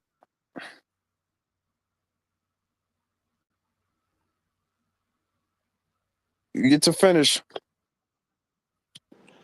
So I Sounds fair. think Let him that finish. Let him if we finish. want to, we all we got to do is just demand that she meets those, at least those minimal demands. She's the only sitting vice president in U.S. history who's ever spoke at the Freeman Bank Forum. Like I think, I have never seen any other vice presidents do that. I don't know. Maybe you can tell me, but she's the only one, and she did it He about a keeps year going ago. on about this Yeah, like Freeman's Bank a little Forum. He more than a keeps year ago. going on So. about it. I mean, I don't understand. Yeah, then all that shit happened, but she was already on track to do that. As the vice president, as the sitting vice president, she was already doing that. That's why I don't understand why people are like upset or trying to vote for Trump or whatever. Like, it just doesn't make sense to me. Now, let me ask you a question, because you said a couple of things that I feel conflict with each other, right? If you said that if she does anything specifically for our lineage, that would make her a supremacist. If she did anything specifically for Black Americans, that would make her a Black supremacist, right? That didn't benefit. Didn't benefit anybody else. But Yes. but the thing is that reparations would benefit.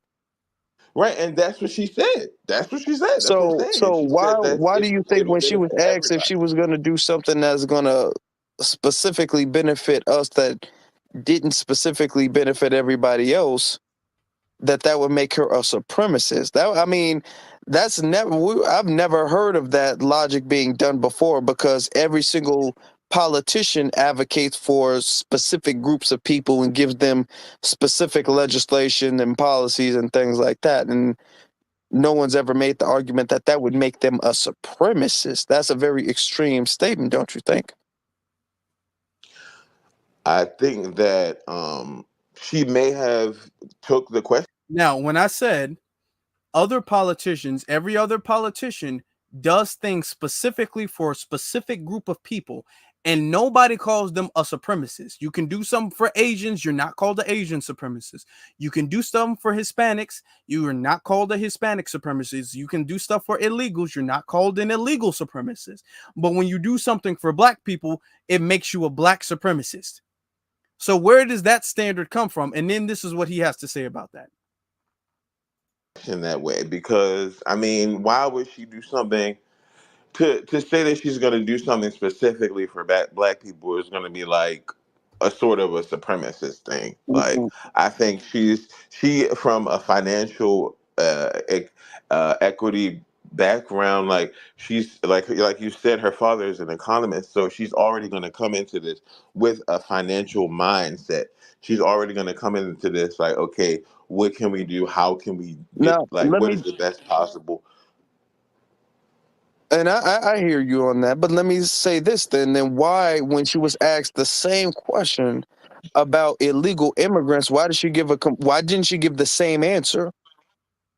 If she interpreted the question as this is a supremacist question, why would she not give the same answer when it was asked about illegal immigrants? Afro, give me a chance when you got time.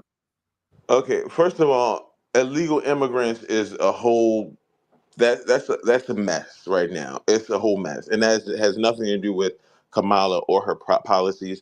That has to do with other countries not being able to, you know, handle their situation. And I ain't asked nothing about that. Notice he dodged the question because I didn't ask about whose fault illegal immigrants were. Yeah, Pretty well, hold much. on. Let me clear it up. I'm talking about when she was running for the president. This is in 2020. When she was on the debate stage and she was asked what she was going to do, she gave off a specific list that is specifically tailored to them and what they need. Well, I mean, as a as a person who studies civics, like I said, my nationality is Moorish American. I go to temple meetings when I can. Somebody who studies civics, I think that she is not going to just try and when you work for. Do you see? He sounds confused. Now he's talking about, well, I'm a Moorish American. I go to these temples, and when you try to do, he's beat. He sounds confused. I'm trying not to interrupt this so y'all can really get a good grasp of how confused and all over the place he sounds. The public, like me, like other people who work for the public or the government, when you work for the public, you have to do what the public wants you to do, pretty much. Like she's not gonna. She has to work for everybody. She can't just work for like just one person. And like I said, but she's the only vice president who's even said anything remotely close to reparations for Freeman. So like the fact that y'all are against her when she's the only person, Trump hasn't. Where's the Trump video of him speaking at the Freeman's Bank Forum? Which that video of her is, you can find it online. It's on the White House YouTube. So he keeps talking about this Freeman's Forum. He keeps bringing up this Freeman's Forum. He keeps bringing up this Freeman's Forum. Now, mind you, this is on top of there's been a push and agenda. There's been a push and an agenda to have that makes Kamala seem like she's for reparations. All right. So before we actually get to what she said during the Freeman's Forum, because they keep bringing it up, because he's not the only person to bring this up, let me show you this. Let's look at this real quick. Okay. This is coming from Newsweek, saying what Kamala Harris has said about reparations for Black people. All right. So this is what, and this came out yesterday. Ignore the ads. I hate them. It says Vice President Kamala Harris has expressed support for reparations for Black people as her presidential campaign kicks off in earnest. So they're saying she has shown support for reparations. Okay. She's shown support for it. All right. Let's look at it. Let's find out what the support has been. It says last Sunday, President Joe Biden dropped out the race and endorsed Harris following weeks of inter-party fighting among Democrats on whether he should pass the torch after his poor performance in the first presidential debate against Donald Trump in June. Since then, talk has turned to what a potential Harris presidency might look like and what policies she might support. Okay. So this is her saying. So she's saying, asked about the issue of reparations by Black publication The Root, Harris threw her support behind the concept of measures aimed to atone for the United States legacy of slavery and discrimination against African Americans. So this is not her saying she supports reparations. This is not her saying that. Okay. So, and if you need a reminder, this is the video that they're actually referring to. Or it says The Root, but no, that's the griot. My bad. They're the video of the griot, but they're saying that she said she supports measures aimed to atone. What does that mean? Measures aimed to atone for the legacy of slavery and discrimination. What does that mean? Nobody really knows what that means. Okay. All right. Saying, quote, I think there has to be some form of reparations, and we could discuss that, or we could discuss what that looks like. Okay, yeah. But look, hold on. I'm looking at something else. It says we could discuss what that is. What that is cash payments, not what that is. But look, we're looking at more than 200 years of slavery, she said. We're looking at almost 100 years of Jim Crow. We're looking at legalized segregation. And in fact, segregation on so many levels that exist today based on race, and there has not been any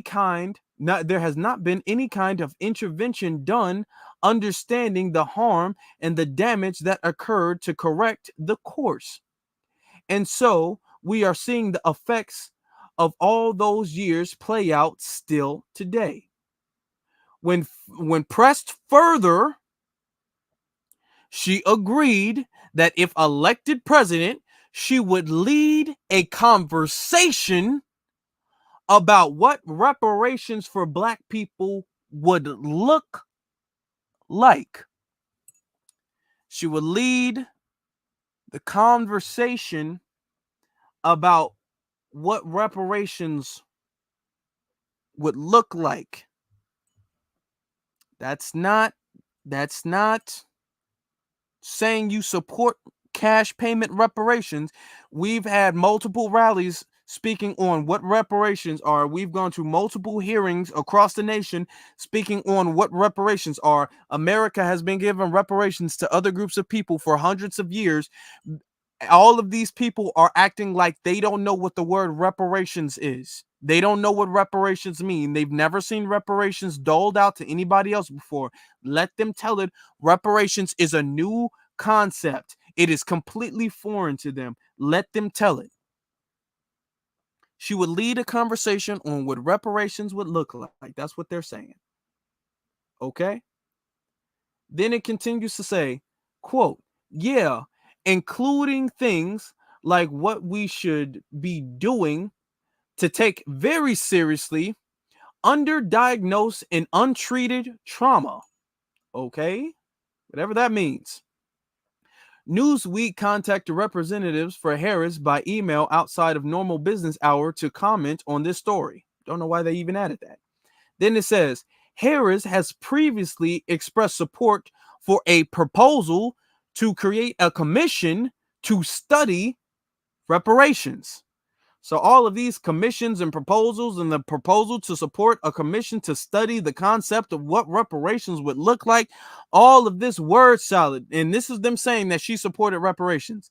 In 2019, she told NPR that funding for Black people's mental health treatment could be a way to provide reparations for slavery. That's what she said. What? Let me just read that again. Highlight it just in case I'm wrong. She said in 2019, she told NPR that funding for Black people's mental health treatment. So that's therapy, guys. That's what therapy is. Our mental health treatment could be a way to provide reparations for slavery. So a way to provide us slavery reparations is to pay for our therapy, for our mental health. That's what she's saying. Now he's saying, no, it continues to say, in 2018, she proposed a tax credit that would have provided financial relief to low, mid, and low class Black households. All right, okay. Since becoming the de facto Democrat candidate, commentators have opined on Harris' chances of winning the election. Former House Speaker Newt Gingrich said in Friday column for Fox News that Harris could be, quote, a shockingly better presidential candidate than Republicans expect.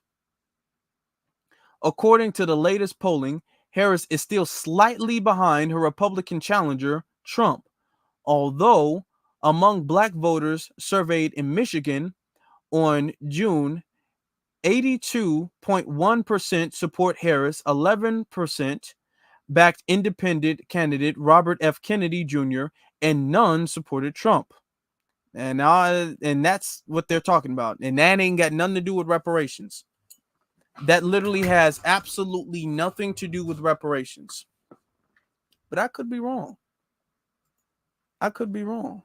So let's actually look at the actual Freeman, the Freedmen's Bureau that this man was talking about, because she spoke at the Freedmen's Bank Forum. So since she spoke at the Freedmen's Bank Forum, she has to have some type of plan for reparations, right? I mean, she would just have to.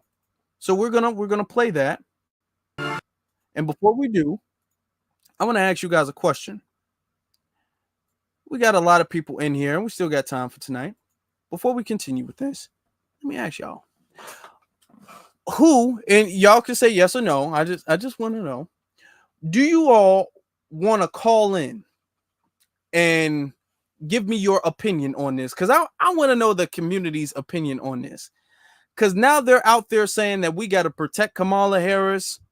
Kamala Harris is pro-black. Now Kamala Harris supports reparations. I want to know y'all opinion on this. If you guys would call in, I want you guys to leave the thumbs up emoji in the chat room. If y'all don't, that's fine. Y'all don't, that's fine. But after this, I really want to know what you guys think about this, because this is this big Freeman's forum that no vice president has ever spoken of. No vice president has ever said anything about. So this is what they're saying. This is what they're saying. Okay. So we're going to listen. We got a bunch of thumbs up. We're going to listen and we're going to see exactly what Kamala Harris said at the Freeman's Bank forum. We're going to listen and we're going to see. All right. How do you call in? I'm going to give you guys a number after the video is done playing. I'm going to give you all a number and then you guys call in with that number.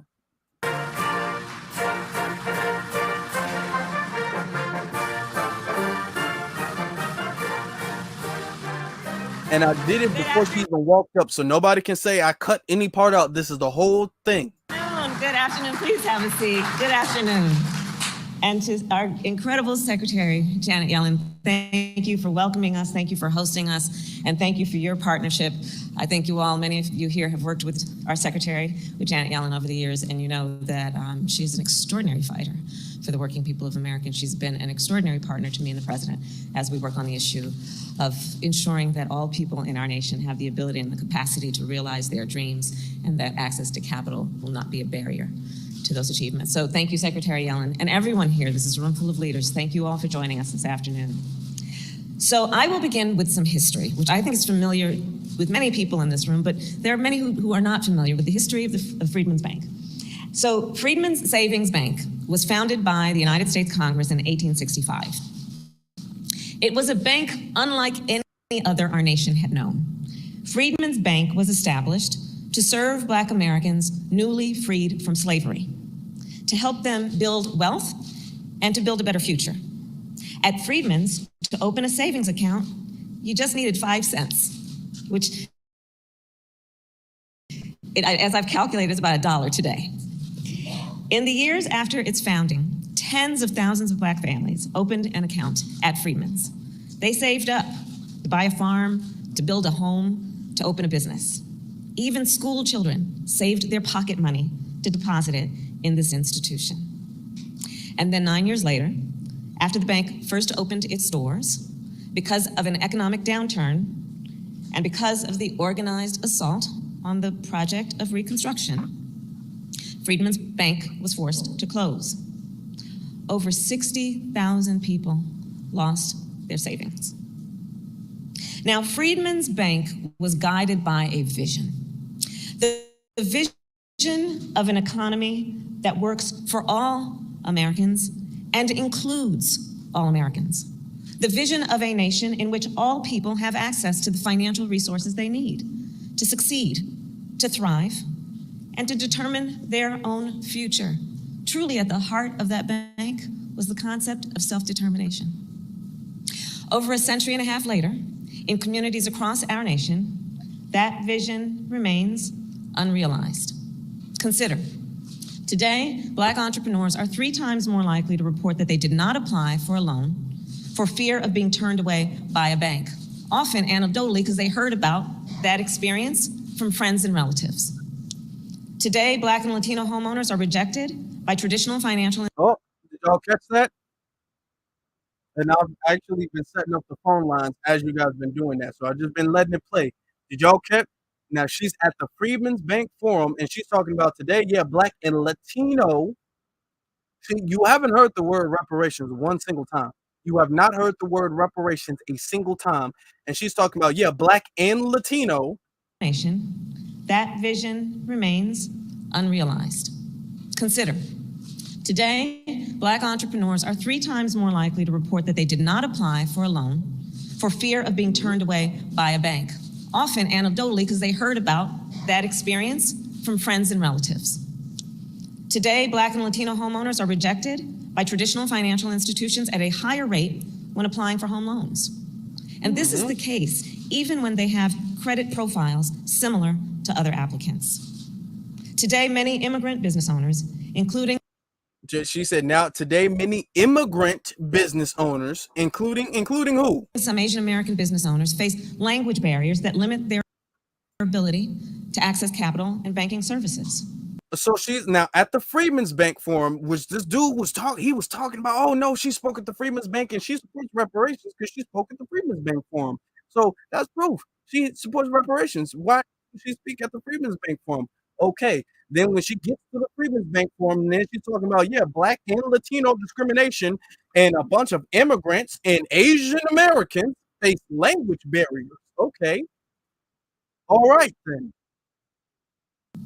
And people who live in rural areas, including many Native Americans, often lack access to traditional financial services of any kind. Now Native Americans, So okay. President Biden and I know that for our nation to succeed, these disparities must be spoken of, acknowledged, and addressed.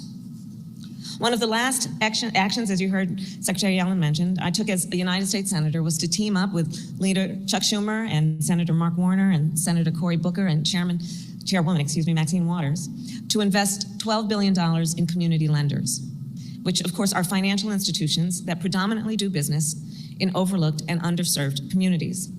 Okay, so she's saying that she invested some money in community lenders which do business in underserved communities.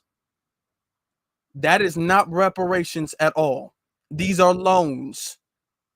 So they're giving federal money, government money, they're giving money to banks that is going to loan money to what you call underserved communities.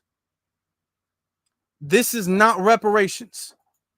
Last month, I was proud to announce that because of that hard work and the work of many of the leaders in this room, our administration has distributed more than $8 billion of that investment to 162 community lenders across our nation.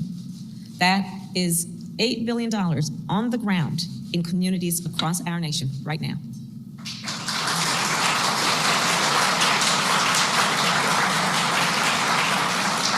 And I'll share with you some of the examples. In North Dakota, Native American Bank lent $10 million to help fund. No, whoa. Now is North Dakota and Native American Bank in North Dakota. Whoa, what happened to the Freeman's Bank? Why are you talking about a Native American bank in North Dakota? An opioid addiction treatment facility on tribal lands. In Georgia, Carver Bank lent over $500,000 to help Black-owned companies build affordable housing. And in Mississippi, Hope Credit Union, led of course by the great Bill Bynum, lent $10,000 to a Black-owned and woman-owned coffee company to help them expand. And that's just one example of the incredible work that they do there. Does this sound like reparations to y'all? These are business loans. These are all business loans. This is not a bit reparations. These are all business loans that go to everybody, evidently. This is a business loan that goes to everyone. Office, then I will tell you I have traveled our nation and spoken with. And then notice when she talks about the Black woman who got the money, the Black woman got the least amount of money out of all of the people she gave examples of. Small business owners who have received funds from community lenders. And I have seen what it means in terms of acknowledging, recognizing, and then feeding their ambition and aspiration and creativity, both in terms of their own aptitude and capacity, but also because they are in the best position to understand the needs and the capacity of their communities. And I've seen how they use that capital to hire people from the community, to open a new storefront on the main street, how they buy inventory from local businesses. The whole community benefits in one way or another, economically, not to mention psychically, from their presence. And at the same time, I have also seen how the great need for capital still remains in our country, meaning how much more work we still have yet to do. You know, I hope and know that everyone here does get the opportunity to travel our country. And from my travels, I will share with you, there are so many people in our country that have incredible dreams. This is just, she's babbling. The video's halfway up. She ain't said the word reparations a single time. Not a single time. Fueled by their ambition, fueled by their aspiration, fueled by seeing what is possible and then going for it. But far too many still lack the resources and the support to make those dreams a reality. And what ends up happening then is these entrepreneurs cannot access capital to start a business. We're talking about families who then cannot access the capital they need to buy a home, students who cannot access capital to get an education, because they live in an underserved community, and because often they also do not have the benefit of intergenerational wealth. An underserved We need to community. address this, because again, there is a complete disconnect between their inability to grow and the fact that they are so talented and desirous of doing just that. So let's deal with that disconnect, which we also refer to as disparities, because we see that people in our country are having an experience that is not equal. And that's why we talk about equity, because we recognize not everybody starts out on the same base. They don't start out in the same place, even though they have the same God-given capacity. So when we talk about the work we are doing here together, it is recognizing that and being guided by this principle of what we must do in the spirit and in the interest of equity. And to do this, one of the aspects of the success we have seen so far is the benefit and the incredible power of public-private partnership, the public and the private sector joining together. And what we have been doing and must do more is to combine the expertise and the experience of the private sector with the reach and the scale that only the government can provide. And together, that is what we have done so far, which has resulted in the success we have seen. As Secretary Yellen mentioned, earlier this year, we launched the Economic Opportunity Coalition. This coalition consists of over 20 private sector organizations. It includes technology companies, philanthropies, and some of the largest consumer banks and investment firms. And together, these private sector leaders have committed tens of billions of dollars to promote and then provide capital to community lenders, to support entrepreneurship and minority-owned businesses. To provide capital to minority lenders. They're giving the capital to community lenders, community banks, so the community banks could give the money to minority-owned businesses. So what she's saying. Now, we were told that, oh no, she spoke at the Freeman's Forum, so she supports reparations and all of this. Now you've seen a lot of people saying that actually she does support reparations, and then she's bringing this up. I have not heard reparations once, and if you guys are thinking this is tough, y'all need. I sped this up. This is a sped up version of this video. I had to listen to the long version of this. And to expand access to financial services, and to create and protect affordable housing. And today, this coalition has committed more than $1 billion to community banks serving minority and rural communities. Serving minority So and all of our rural work communities. thus far, we still have more to do. All of our work thus far, I believe, comes down to this. America is a nation driven by the ambition and aspiration of her people. And so let us continue to fight to make sure all people have a chance to realize their dreams and to All determine people have a their chance own to future. realize their dreams. Because when we do, we not only advance economic justice, we strengthen our economy as a whole, creating prosperity and opportunity for all. Together, we here know we have the ability and the responsibility and the duty, dare I say, to realize the vision of Freedman's Bank. And that is what we have gathered here to do. So thank you all so very much for your vision, for your commitment, and your work. Thank you. Oh, and then she leaves. And then she leaves. And she leaves. And she has not said the word reparations a single time, not one single time, did the word reparations come out of her mouth at all. It never did. But we're supposed to be the ones believing that she's got this reparations platform that she supports. Y'all, I want to know what y'all think about this. Y'all please let me know I need to know. Welcome, host. You are now in the host room and can manage your callers from the call-in studio web interface.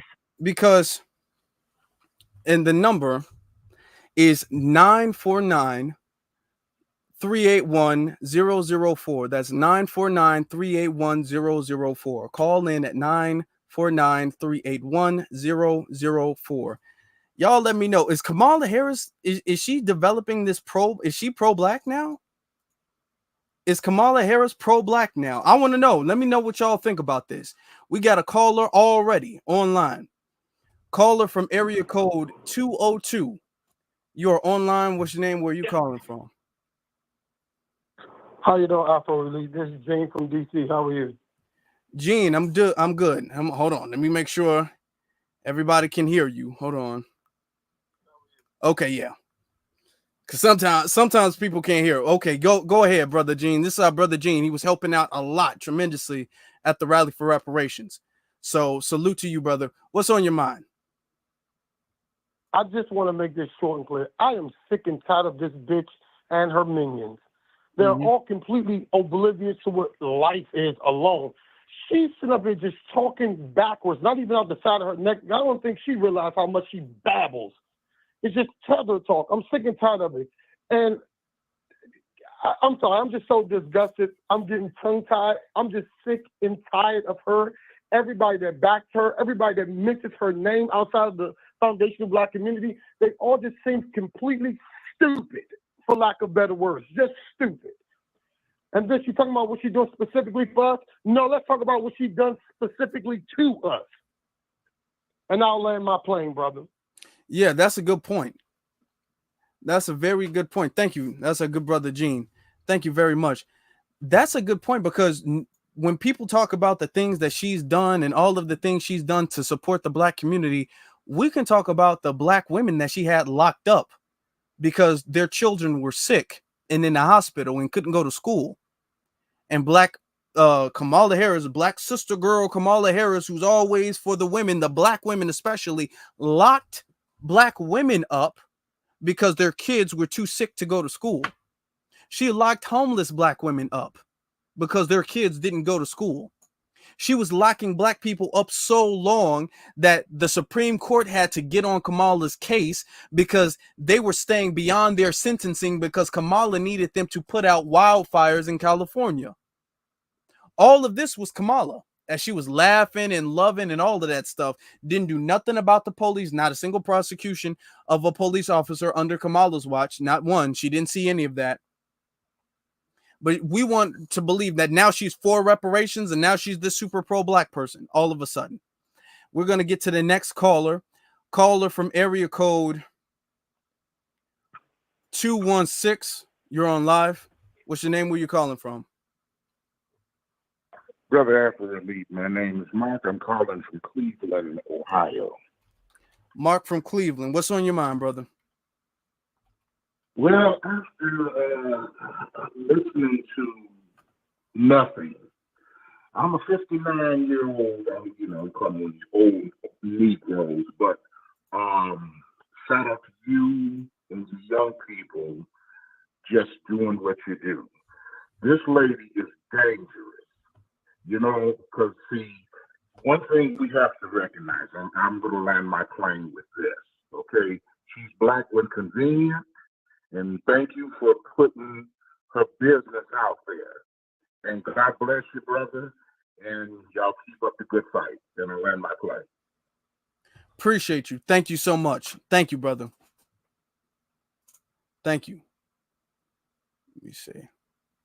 Yeah, this Black when convenient. You get to be Black when you want to be Black. You don't get to be Black when you don't want to be Black. Yeah, okay. Now we're going to get to the next caller from area code 773. So you guys know I'm not going to keep the phone open too long.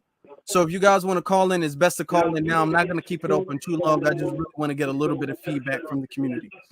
Caller from area code 773. You're on live. What's your name? Where you calling from? Deborah Alexander, Chicago, Illinois. What's on your mind? Alexander from Chicago. Deborah Alexander, Chicago, Illinois. What's on my mind? What's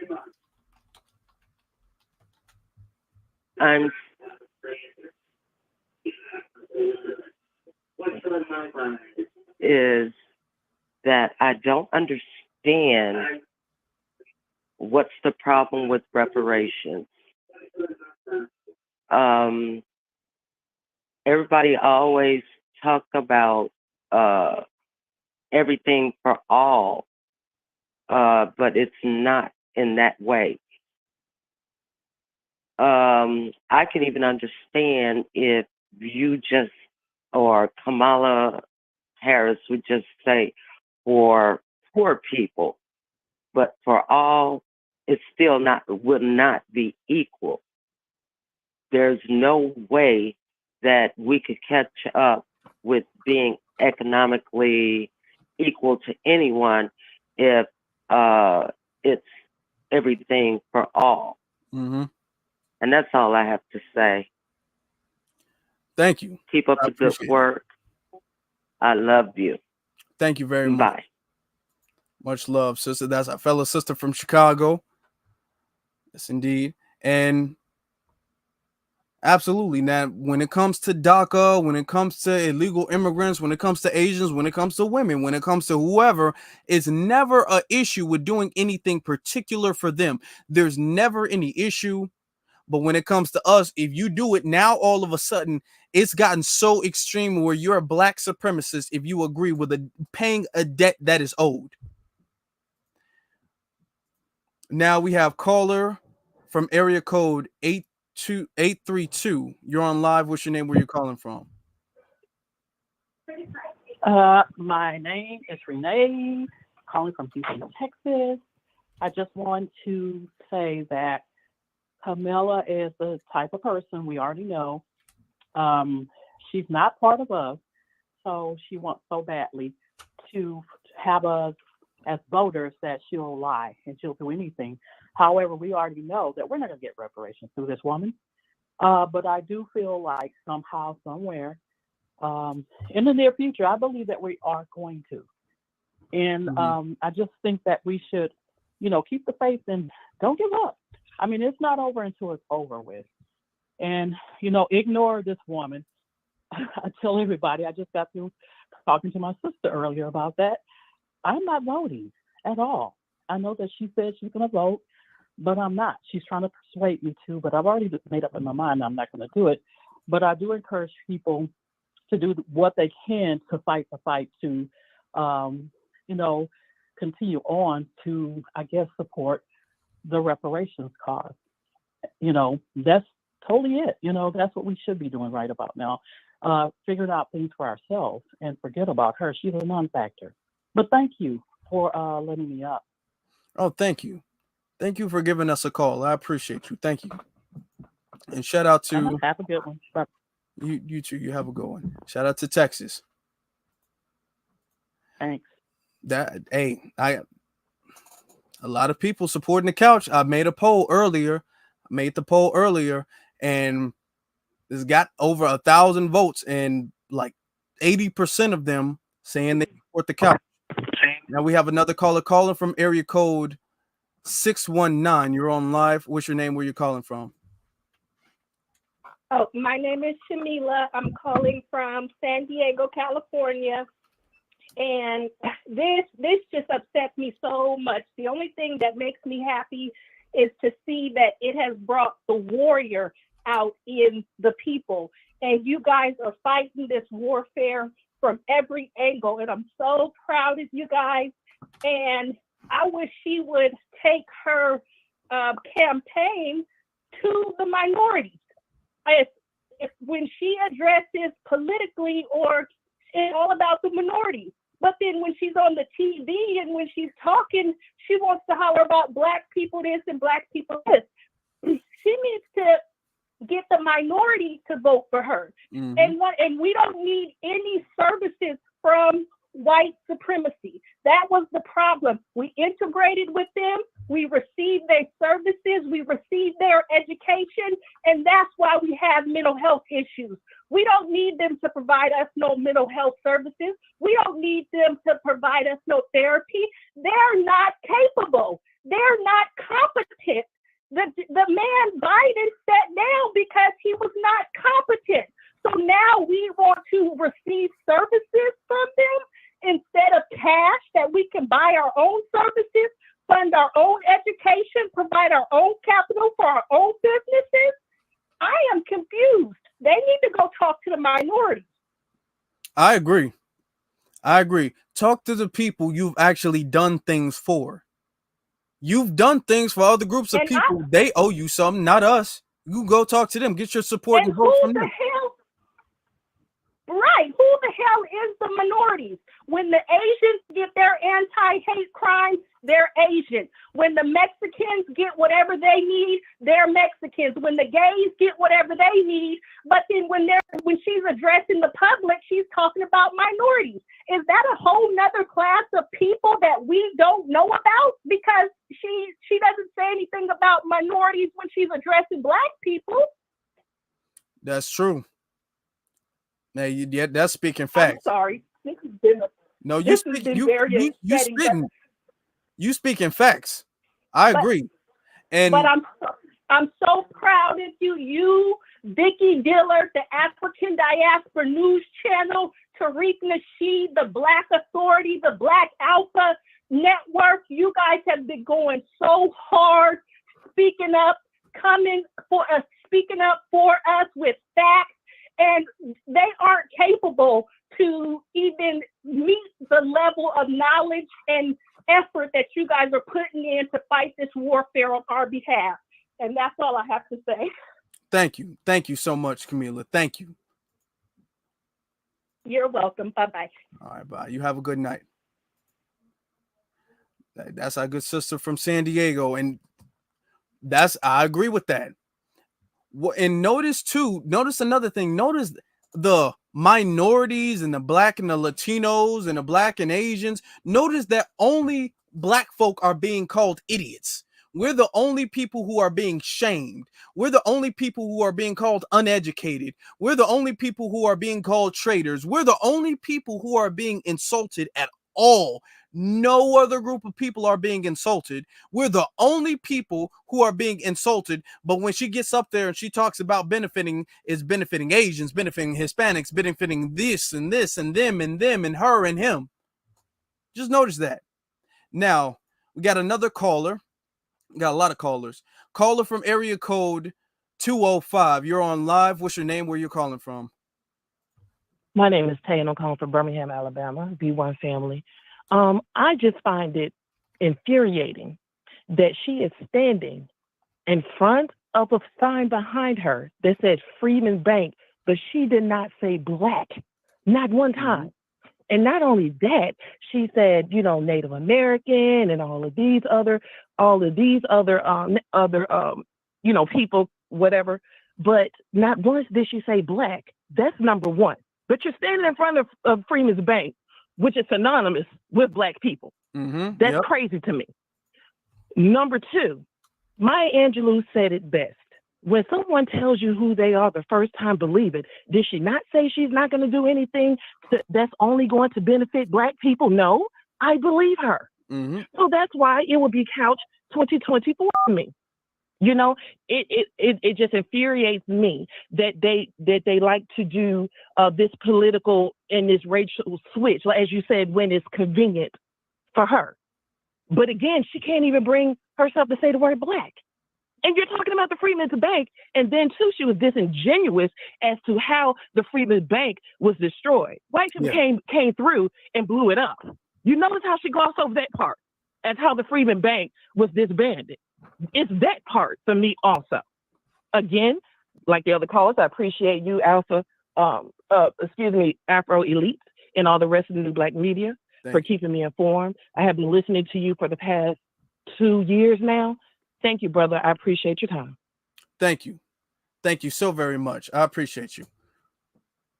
And you make a good point. And she makes a very good point. Okay. She's at the Freeman's Bank. She's being very vague. She's not saying the word Black at all. And if you want to be at the Freeman's Bank, all of the money that they put in that was taken out, they should get specific compensatory justice because of that. Now let's get to the next caller, because we got a lot of people who want to call in, a lot of people who want to say something. So we want to get to everybody. Caller from area code 971. You're on live. What's your name? Where you calling from? Hey, Afro, this is Jacoby from Portland, Oregon. Good evening. What's on your mind, brother? Can you hear me? Yeah, man. So, for there should be no excuse why we should be having these type of arguments at this point in this time. Everybody knows what Kamala Harris was about when she tried to run the first time, because I think it was the Wall Street or New York Times opened an article on her, and then Jason Black went in on her based on her record, and you can't find that video. Matter of fact, you can't find almost anything about her now because they're scrubbing the internet. Mm-hmm. And and even if there people couldn't find those things, the fact that this is obviously pandering to the black people. Now, she said she ain't gonna do anything for, but I saw that on the route, and she, like the caller before me, she said, if they tell you they are, believe them. And the fact that my issue is with these boule is they're insulting black people, they're insulting our intelligence, calling us stupid, calling us dumb, trying to do this gender divide. They're going to mess around and finally find the right one. And the role on the boule bird, that dude sitting there trying to insult a rapper, that's not what you want. And my point is this: is that if you want to vote for the couch, fine. Do not vote for those Democrats. They have not earned the black vote. They have not earned foundational black American vote. They don't deserve a damn thing. They deserve some damn retribution and some punishment. And the fact that Kamala Harris went to HCBU and then turned around and threw black folks into jail like it was candy, that is a damn fucking insult, if I may say the least.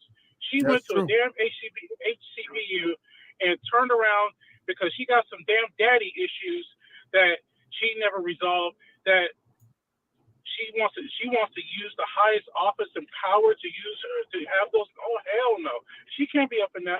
She cannot be up in there, man. And she wants to play this sister girl and all. Everybody should just obviously be insulted of all the stuff that she said over the years. I think she said, I carry hot sauce in my purse. Okay, so is this how people outside look at us? This is how they think of us. We are very intelligent. We are very smart group of individual people, and this is the shit that we have to fight against. See, Denmark, you gotta get a Denmark VC up in there. You gotta get an area. You got to deal with these coons and tethers, man. I mean, yeah, I know my dad, you know, but damn, these tethers and coons are. We can't fight three wars. Three wars on one front, man. You can't fight white supremacy, fight a coon, and fight a damn tether. This is just insane. And somebody needs to be handled, man. I'll land my plane. Thank you. I appreciate that. And then you make a lot of sense. He did he not make a lot of sense with that? Okay. This is like a combination. This is like Voltron. You know how Voltron got different pieces. This is a tether. This is a feminist. This is a coon. This is a Democrat. This is everything all at once. Caller from area code 240. You are on live. What's your name? Where you calling from? Hi, this is Stephanie from Maryland. Stephanie, what's on your mind, sister? Hi, how you doing today? So I just want to say that Kamala Harris is not, she's not pro-black. She doesn't do anything to support black people. She doesn't even support black politicians. So this is the reason why that we need to stay on court more than ever, and that's why I'm voting for the couch. And that's all I got to say. Thank you. I appreciate that. What black person does she support? We've never seen Kamala support any black person, black male or woman. We've not seen Kamala support any black woman. The only interaction she's ever had with black women, she's harmed them. That's the only interaction she's ever had. Shout out to Stephanie. Thank you. Caller from area code 707. You're on live. What's your name? Where you calling from? Is that the same Stephanie? Is that the same Stephanie from the chat room? I wonder. Caller from area code 707. You're on live. What's up, Afro? This is Chris calling from Lancaster, Pennsylvania, by the way of Harrisburg. Oh, okay. What's on your mind, brother? Yeah, good to call you again, man. So you highlighted something earlier in your program to kick off the show, and that is that the number one issue that she got support from everybody under the sun except the black vote in the swing states. I think that was the most critical thing that you highlighted, and I'm glad that you pointed that out, because even though a lot of people knew that black media pointed out other things that probably get her to lose and make it look like 2016 all over again, and eventually hand the election off to Donald Trump, I think that the one that stood out the most that's been highlighted is what you said earlier in the program, and that is the black swing vote in the swing states. I like that you said that. But I want to pose two quick questions, and I'm going to land my plane. My first question to you, Mr. Afro Lee, is: do you see this as you think the mass media is trying to turn this into a gender war election? And my second, and I guess my second, and my second question to you is: you see this looking like 2016 all over again, only if Donald Trump don't fumble the ball? Do you think it can end up looking like 2016, where he shocks the world again and gets back in the office? Thanks for taking my call, and I land my plane, brother. B1 for me. Shout out to Chris. Thank you. Okay, to answer your questions, I'm be brief so we can get to the next caller. To answer your questions, number one, I think that they're going to say black women are leading. I don't think there's going to be a mass push against black men. There's going to be a misogynoir criticism of the black men who criticize her. I don't see them doing that because they need as many black men on board. So they're not trying to deter black men. They're trying to get black men on board this time. They need as many black men on board. So that's why they're trying to say, like, black men are supporting too. Notice that they're not really digging at black men as often as they do. They'll dig at the individuals, but they're trying to say black men are on board too. Because they realize that they need black women and black men almost the same way they had in 2020. Now, do I think that this is going to be a thing of 2016, a repeat? It's a strong possibility. From what I've seen now, it is leaning to that. I think right now they're doing a little bit too much. The push for Kamala is too much. They're doing too much of a push, and that push is going to wear people down, and people are now starting to do some research, and all of the Kamala's getting the popular vote. Hillary got the popular vote. They're not talking about the big issues. They're just talking about the popular vote and how many people donated. Donations don't mean endorsements or votes. That's what it means. So it is seeming like is parallel to what happened in 2016. So I think it's a strong possibility, unless Donald Trump fumbles the ball, which is a possibility he might. And I think Donald Trump is making the wrong moves right now too. So that could happen. We got caller from area code 445. What's your name? Where are you calling from? Hey, what's going on? I'm John. I'm calling from Philadelphia. So, John, what's on your mind? I want to put kind of a different perspective on this for you. Mm-hmm. So we keep talking about all the immigrants, right? So they're getting everything over you guys, over the black guys. Okay. Mm-hmm. Now they're flowing in at thousands per week. Now just pause it. You said over right? You guys, so you're not black? No, I'm a white man. Okay. I'm a white. I listen to your show. I'm not here yelling nonsense or anything. Okay. So they're flowing in thousands per week, right? And they continue to get funds. They continue to get resources. let's put this 2 years down the line. Let's say Kamala goes all in. She's telling everybody they're getting reparations. Everybody votes her in. 2 years down the line, they still don't come. What's 2 years down the line? It's going to sound crazy, but think about it. We're hosting the World Cup, the largest event in the world. Now they don't leave. It kind of waters down the population, right? Because all of those newcomers, they're not a part of this. And so it kind of like, I don't want to say erases the fact, but it kind of, pushes it aside even more. Okay. So yeah, illegal immigration is a problem. Were you trying to like ask a question about that, or? Well, I'm just putting a different perspective on it. Once you bring more people in who are not involved in the process of reparations, they wouldn't be recipients, and you have more people who are not, have nothing to do with that than you do who have people that need that, then it just pushes that issue aside even farther and it gets further out of reach. You know what I'm saying? Okay. So reparations would become reparations will be harder to get. The more people in the country, the harder it is to give out what you should give out. Oh, okay. So why do you feel the more people in the country would make it? Why would that make it more difficult? It just spreads resources that much thinner. And they're already giving the resources to that side. So if it continues to grow, that problem's only going to get worse. Okay, so are you saying that they would get reparations, or America wouldn't have money for reparations? There wouldn't be money. I mean, it would that thought would begin to dwindle. The thought that we should give reparations, that would begin to dwindle with the influx in the population.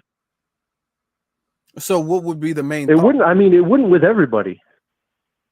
What I'm saying is, when you vote Kamala Harris in, we're already seeing it go into that direction, right? So you run that risk of it going fully in that direction, and this conversation will not even be heard in 4 years Because there's too many people in the country. Yes, that have in America, nothing to do with reparations, have nothing to do with the American history. So you feel like there's too many people in the country, and America will run out of money, so they wouldn't even entertain the conversation of reparations. Yeah, basically that. And what I'm saying is that there would be so many more people in the country who aren't even interested in that American past. They're not even interested in correcting that American past. So the conversation would begin to become irrelevant. Okay, so because there wouldn't be enough people interested in it. There wouldn't be enough people invested. Okay, what does their investment have to do with us getting our debt that is paid? Because as it stands now, most of America don't agree with reparations right now. But it's still on the table. But you're saying that there's people who are uninterested. There's already majority. I'm just speaking on the principle of what you said. Majority of people are already uninterested. So and that majority only grows. That's what I'm saying. I mean, that majority would only grow. Okay, so what does that? So you mean to tell me that you don't think we can get reparations because majority of people don't support reparations? I'm saying that is the risk run with Harris. Okay. That majority population that would have no interest, it would only build and grow. But I'm asking you, you feel like that matters, that majority of people are uninterested in giving us reparations? That immigrants are uninterested in the conversation of reparations? Yes, I think at this very moment, this second that we're talking in that now, no. 2 years down the line, yes. Okay, all right. So you support reparations, right? Yeah, there should be some form of reparations coming. Okay, let me specify. So you support direct cash payments to foundational Black Americans. These are the descendants of American chattel slaves. Yes, there should be some kind of payment. Why are you saying some kind? What do you mean some kind? Well, I mean, whether it's cash, whether it's a check, yes, payment. So there should be some monetary payment, okay? Right? Yes. Now, you know, majority of white people do not agree with that, right? I know that. Okay. Don't take this the wrong way either, but there are so many other payments going out in so many different places we don't even know about that we don't even blink an eye at. Okay. So I said, that's not being dismissive. That's just saying that. Okay. You know, the money's here now. Let me ask you this then. So, are you saying now, because you agree with it, and you know most white people don't agree with it, do we need most white people to agree with reparations? Is that a necessity? No, I don't think so. For us to get it. So, if we don't need it, I think it just has to be the right combination of politicians in there. Because I mean, like it or not, that's what we have.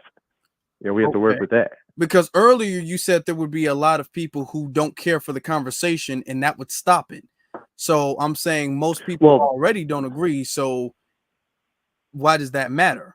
Yes, because all right. So foundational Black Americans are the descendants of slaves in America, right?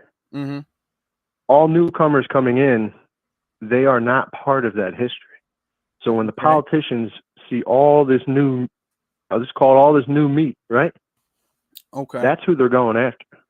They're just going to stop even talking about this. Okay. So if they leave, you feel like the conversation, they would start talking about it once they get rid of all the immigrants? Yes, I do believe it would be an easier talking point, a more valid talking point. Well, not more valid, but okay. In their eyes, you know, in their eyes, it would be worth their time. Okay. To look into it. And it's not because of immigration. Well, I'm saying immigration would water that down. Immigration would bring their eyes elsewhere because they're looking for votes, right? So they're looking for that new population, whatever's going to vote them in. What I'm saying is when immigration grows, the foundational Black population is lowered inevitably because everything else is raised. Okay. Well, we have more. Basically,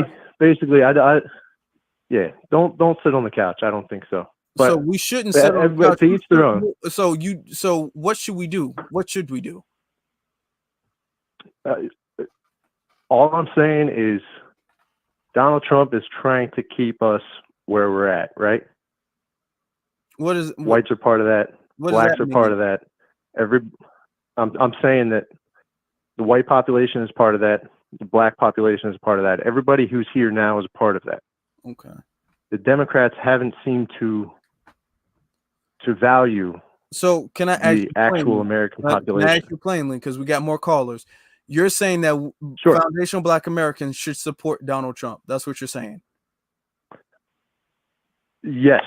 Okay. So basically, like I said, so that the population doesn't get watered down. Okay. What is Donald Trump going to do specifically to deserve our vote in particular?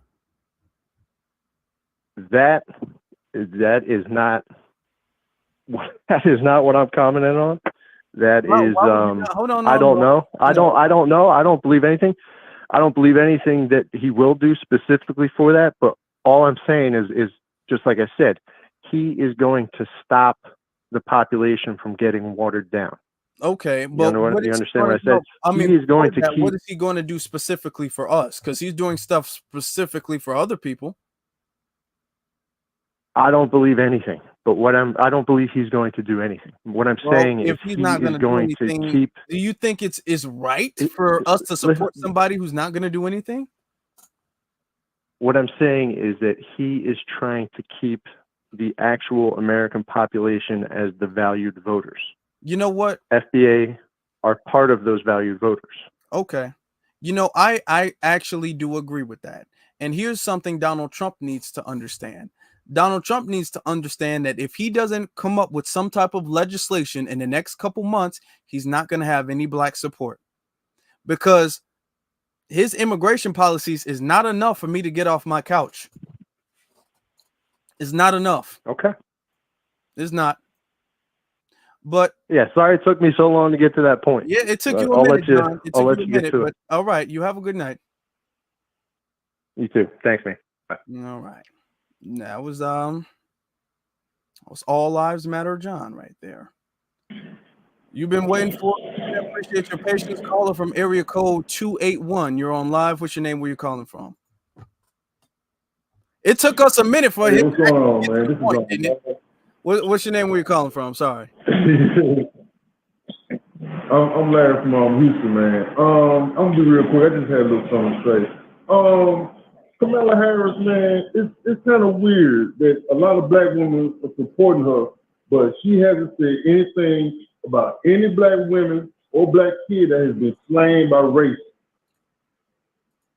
Yeah. Haven't heard her say anything about the lady Massey that just got unalive by a racist cop. I haven't heard her say anything about any black woman or black kid that has been slain by race.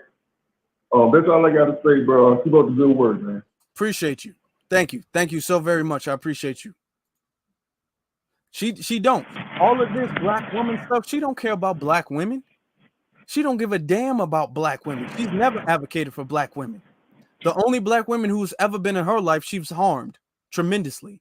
And if you guys call in, make sure you guys are not on your speakers and you guys can be heard clearly. Caller from area code 317. You're on live. What's your name? Where you calling from? Yeah, man, I look at it like this, and it might sound like I'm out there a little bit, but this whole thing sounds like a theater. You see what I'm saying? It's what it looks like. Now, even going back to when Biden first got in the office and they came up with the Asian hate crime bill, all these black dudes from every state in the country was attacking Asians, and they all had on pink suits. You know, I looked at that kind of funny. I said, something ain't right here. Right after the Asian bill was wrote, it stopped. You see what I'm saying? Mm-hmm. And the very first person. Before you continue, what is your name and where you calling from? Just so we can document that.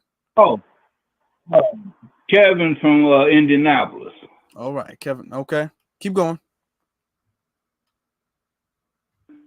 And see, here's another thing too. The very first person that got caught up in that was a black woman because she talked back to an Asian woman. It's true. You see what I'm saying? Yeah. So the very first person. So now let's fast forward. Biden didn't do well in the debate. Somebody tried to kill Trump. Now all of a sudden, Kamala steps in, Biden steps down. You see what I'm saying? Mm-hmm. And it's all about women all of a sudden. The whole thing is about women. Don't listen to those men. Don't listen to no man. You know what I'm saying? They even trying to punk white men. So it's like the whole thing is about women. And I'm sitting back looking at this. I'm like, this is deeper than what it seemed. It seemed like all this was an act that was in play long before we saw it. You see what I'm saying? And everything about her, everything about this woman to me is fake. That's true. And when I look around now, when I walk around my people, they seem like they brainwashed. They seem like zombies. No matter what facts you got, oh, I'm still voting for Kamala. You see what I'm saying? You notice that? Mm-hmm. It's how people look like they brainwashed. It's wild. And you know none of this stuff is genuine at all. You know it's all fake because literally 4 years ago, not even 5 whole years ago, 4 years ago, when Kamala was running by herself, she didn't have a quarter of the support she's having now.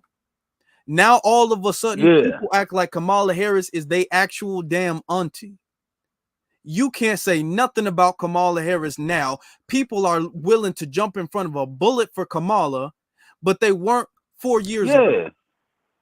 So none of this support she's getting is genuine at all or organic at all.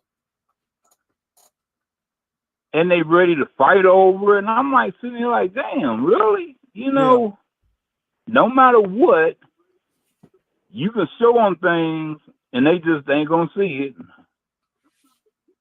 Even people that's close to you want to fight you and get mad at you and over that. I'm not understanding it though. You know, they just, like I said, they sound like they seem like they brainwashed, hypnotized or something. But it's like everybody walking in a fog, like when I sit back and look, I land right there. That's true. Thank you so very much, Kevin. I appreciate you. All right.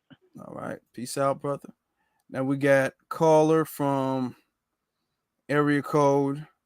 We'll take a few more. Caller from area code 267. You're on live. What's your name? Where you calling from? Yo. What's up, Afro? I'm calling from Philly, brother.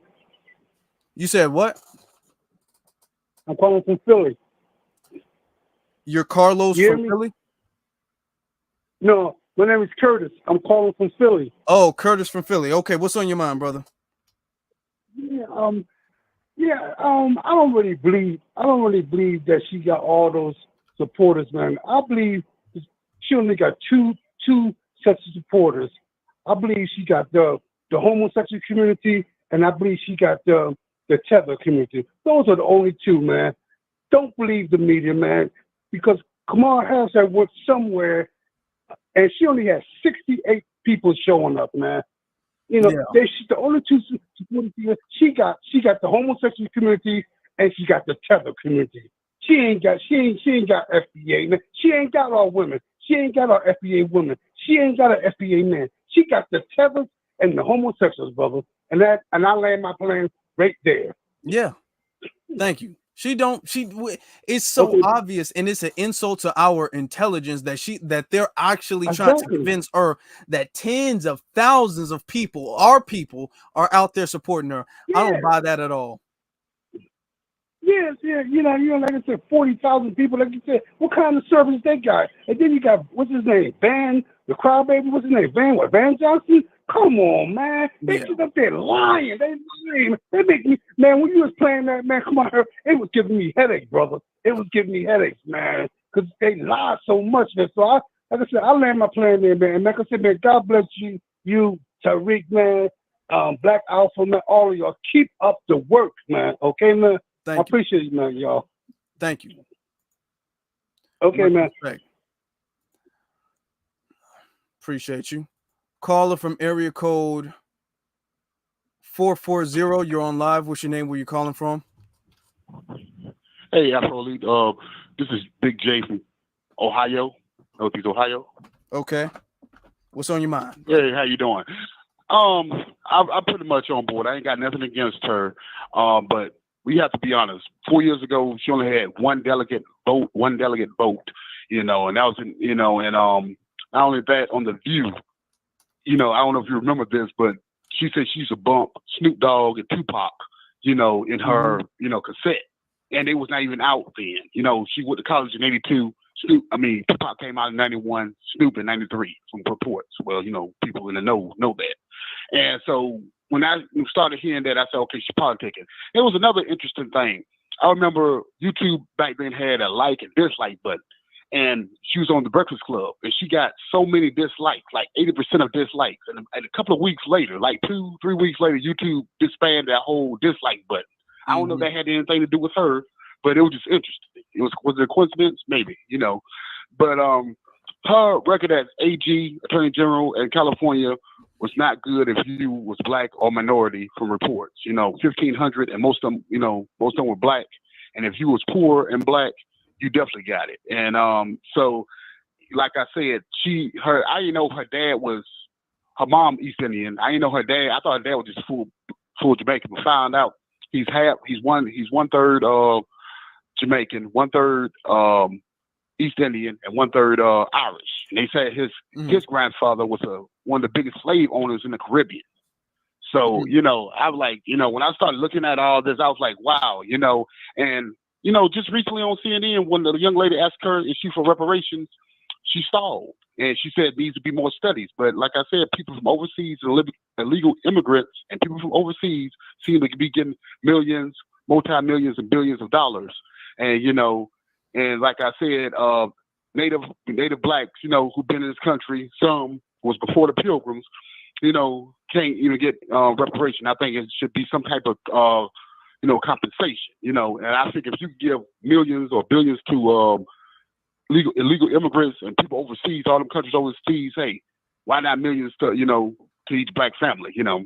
But, you know, maybe that's too much, like, right, who knows? But like I said, she stalled on that again, because she up there saying to the guy role a few years back, I'm not just doing anything for black people. No, that's famous. Well, famous line from her. Everybody is reporting. But the illegal immigrants and the people from all these countries from overseas seem to be getting tens of millions, hundreds of millions, if not billions of dollars. So make that make sense, I guess. I don't know. So everything's up in the air, you know, for that.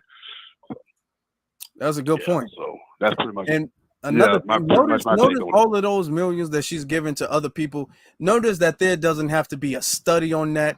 Notice there doesn't have to be a commission to find out what form, what's the best. Notice there's no study on the millions of dollars that they can give to other people. They don't need to vote on it. They don't need a majority in the House and the Senate. Notice they don't need all of these things. There's no requirements to give them money. Exactly. It's passed through like the House of Representatives with no adversary. I mean, with no you know, with no stoppage whatsoever. It is passed through, but with us, it's got to be. I mean, with black people and minorities, just black people alone, you know, it's got to be studies. And I'm like, okay, did you have a study from what you just said for these legal immigrants and these people, these countries from overseas? And the answer was a quick yes, that they got it without, you know, it passed through, you know, Congress without a shadow of a doubt. It just passed through, or they use an executive order, something they don't want to do when, you know, blacks, you know, and you know, I said, be fair. If you're gonna be fair, just be fair and balanced up across the board. You know. Yeah, I agree. Right. So, so that's pretty much my take on it. So yeah. So she, you know, everything's up in the air between her, Trump, and you know. But I may vote. You know, who knows? Kennedy. I tell people it's Kennedy, Jill Stein, or you know, Cornel West. So you know, put your vote. You know, they're gonna have to work for the vote this time. And like I said, it's not up for grabs. People are catching on. They know people are catching on. And so I don't. And like I said, I don't know about, because there's a lot of black men, especially black men, that ain't too sure about her, and some black women. You know, so it's like, you know, she got to select the group, and look like they focus on that selected group of people. And one more thing before I go.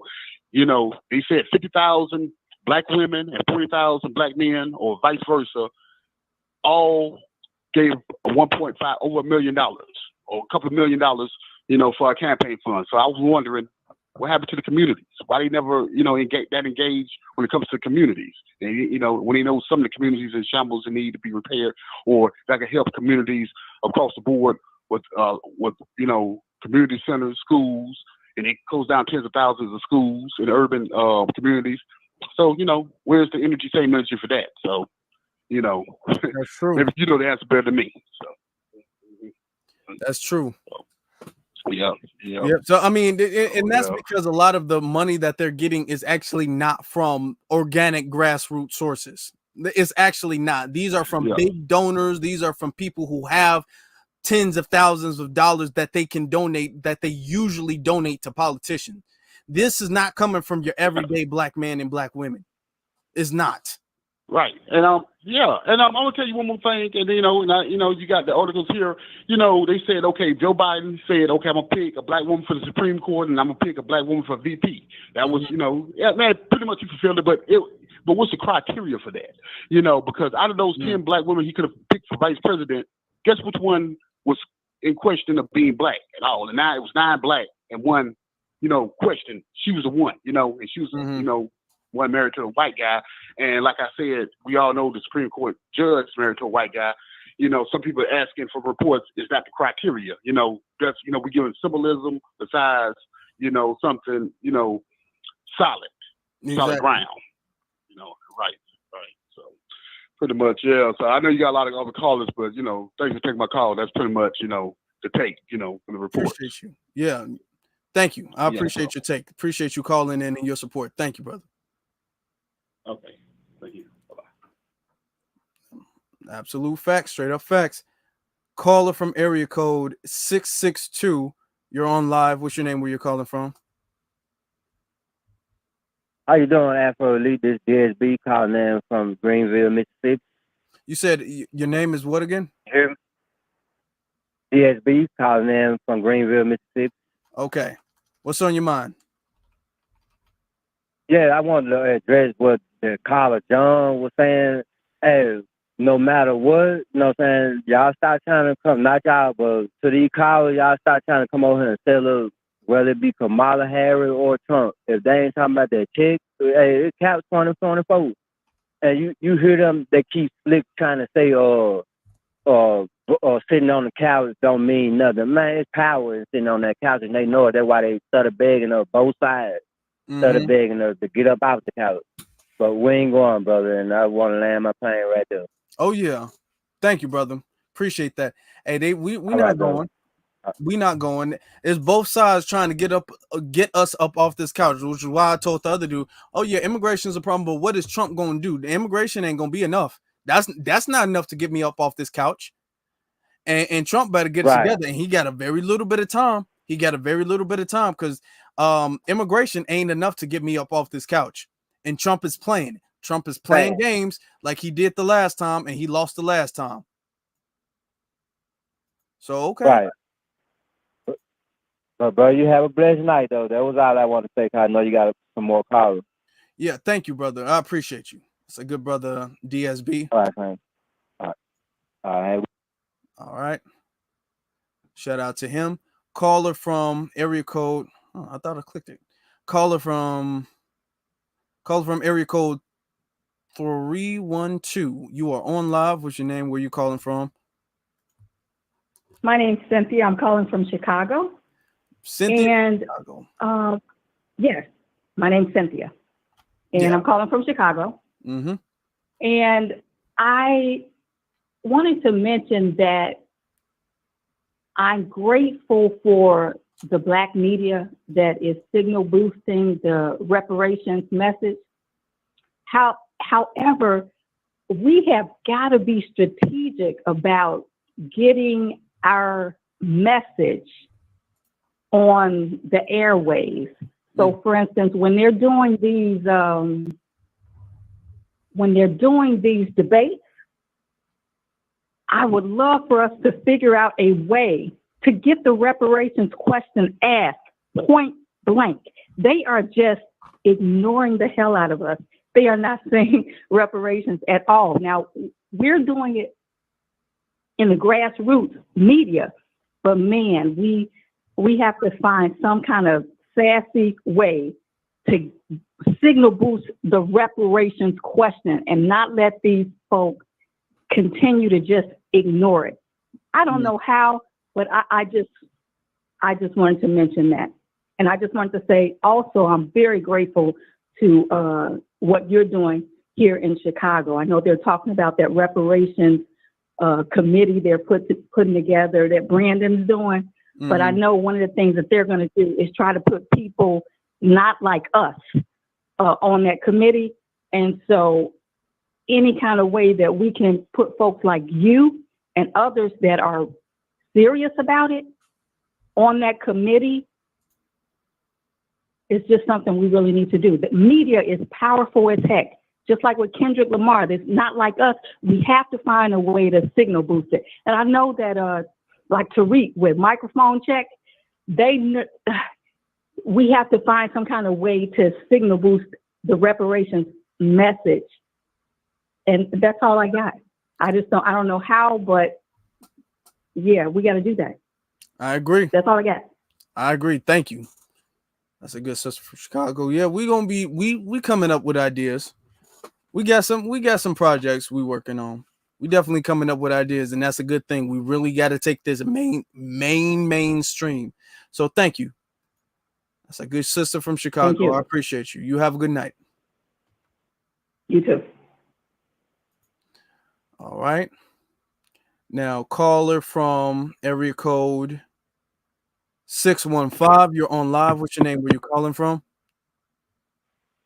Hi, this is Angelica Elena calling from Nashville, Tennessee. How are you? I'm good. How are you? I'm well. Can you hear me okay? Yep. You can be heard fine. Yes.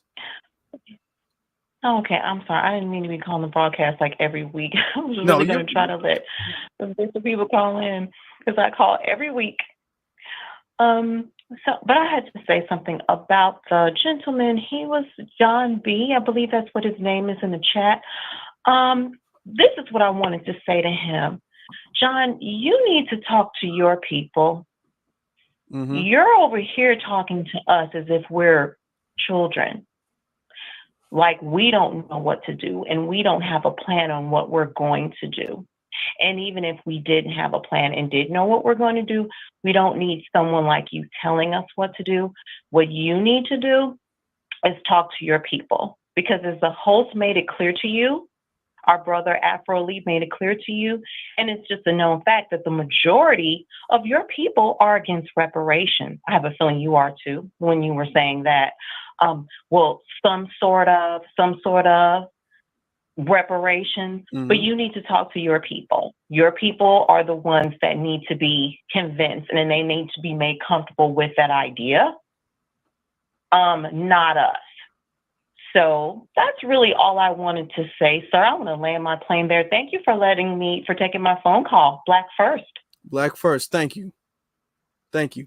It took a while for us to get to where John was even coming from. It took us a while for us to even get to where John was coming from. And then when we got to it, notice how he kept saying, well, they're going to bring people in who don't care about reparations. And then most people in America, there's going to be a large amount of people who don't care. And I'm all like, okay, well, what's the difference between them coming in and now? Because most people don't care about it now. So I kept saying, do we need most people to care in order for us to get it? And he was like, no, but it's going to be harder. I'm like, well, how would it be more hard if majority of people don't agree with it now? So then he's all like, well, no, it's going to be up to the politicians. Okay, then why are you talking about the public's opinion on reparations? So I was trying to have him get to the point, but the thing is, he wants us to vote for Trump. That was the whole big thing. And he was trying to beat around the bush when it came to him actually admitting that. Exactly. It was like he was trying to lead back into, okay, well, you guys, he should have led with that. He should have led with that because it was very disingenuous. Yeah, he should have led with that. And so, yeah, I'm sure he's in here. He got quiet, but I just wanted to, let him know that. And we get that a lot in our spaces, them telling us what to do. You need to talk to your people and make them more comfortable. We're going to get it either way, but you need to talk to your people and just, let them know this is what it is, especially since he claims that we should have some sort of reparation. Yeah. But I'll land my plane there. Yep. Thank you. I appreciate you. Okay. Thank you. Good night. Good night. You have a good one. It's a good sister. Okay, you too. Calling in. All right. Now we're going to get to the next caller. Yeah, John. Yeah. And that's why it doesn't matter. It does not matter if majority of anybody agrees on it. We're not getting in a damn opinion poll before we get reparations. It don't matter if people care for it or not. They not getting it. They not involved. Caller from area code 219. You're on live. What's your name? Where you're calling from? My name is Loretta, and I'm calling from Indiana. What's on your mind? What's on my mind is that I am voting for Trump, and I think the reason why I'm voting for Trump is because of everything that's going on. The destruction of America is what I see, and I think that we should consider voting for him and looking at that, even though he is not talking about the reparations. The reason why is to help save America first with our votes and voting with him, and then we can probably get to the reparations. So that's all I had. Okay. So and I hear this argument. I hear this argument, and I get where people are coming from with that. I do get it. My thing personally, and this is my thing, and I'm not telling you what to do or what to believe in. My thing is the fact that I noticed that Donald Trump is doing immigration across the board, and that's an issue, but he's also doing other additional things for other people. So he's not selling everybody on immigration. So my thing is it would be like me underselling my vote because Trump is willing to pay a higher price for other people's vote, and he's not willing to pay that price for us. So that's my ideology as far as sitting on the couch. I'm not telling you what to do, and I understand where you're coming from, but I'm just saying, like, I don't think that we should undersell our vote. So true. I believe that as well. But I'm just looking at the standpoint that there's so much going on and so many immigrants have been let into the country, like up to 10, 20 million. And they are talking about more will be coming in because the border's not closed. So my parents stay in Chicago and it's flooded with immigrants. So but something is going to have to be done. Even on the 4th of July weekend, it was 100 shootings there. Immigrants are fighting. The gangs are, getting together, and the black gangs are also getting together. So what we're hearing now is that once, it kicks off, that they're going to tear up Chicago. So that's what I'm looking at more of, kind of that and the wars that are being started in different countries that I think that Trump would be able to more control. So, that's how I kind of look at it, kind of stopping some of this destruction versus the reparations. Because if they tear up Chicago and we start tearing up the whole country, then it's not going to be a country to worry about. Okay, I do hear where you're coming from. I do. That's all I wanted to say. I understand. My ideology is still on the couch, but I can understand and I can respect your honesty as far as why you are. Because a lot of people, they'll say, I'll vote for Trump, and they're being dishonest. So you are being honest, and I can understand where you're coming from. And I do understand that what you're saying is a problem, So, I respect and that. I do get a lot of flack from my family. I do get a lot of flack for it because my family, they're voting for Kamala, and I would never vote for her at all. Mm-hmm. But actually I haven't voted in years since Obama. I did vote for him the first term, and that was it. I haven't voted since then. I just think I'm just looking at the destruction that the Democrats have put, the whole country in now. That's kind of more of my thing, that I'm looking at, that we'll be under. But thanks for calling. I love your show. Oh, thank you. I appreciate your support. Okay. Thank you very much. Have a good night. Okay. Bye-bye. Okay. I get it. I get where she's coming from. But my thing is this, is that to me, immigration is an undersell because Trump is going around different rallies, and Trump is showing he's willing to pay a higher price for other demographics vote in their support.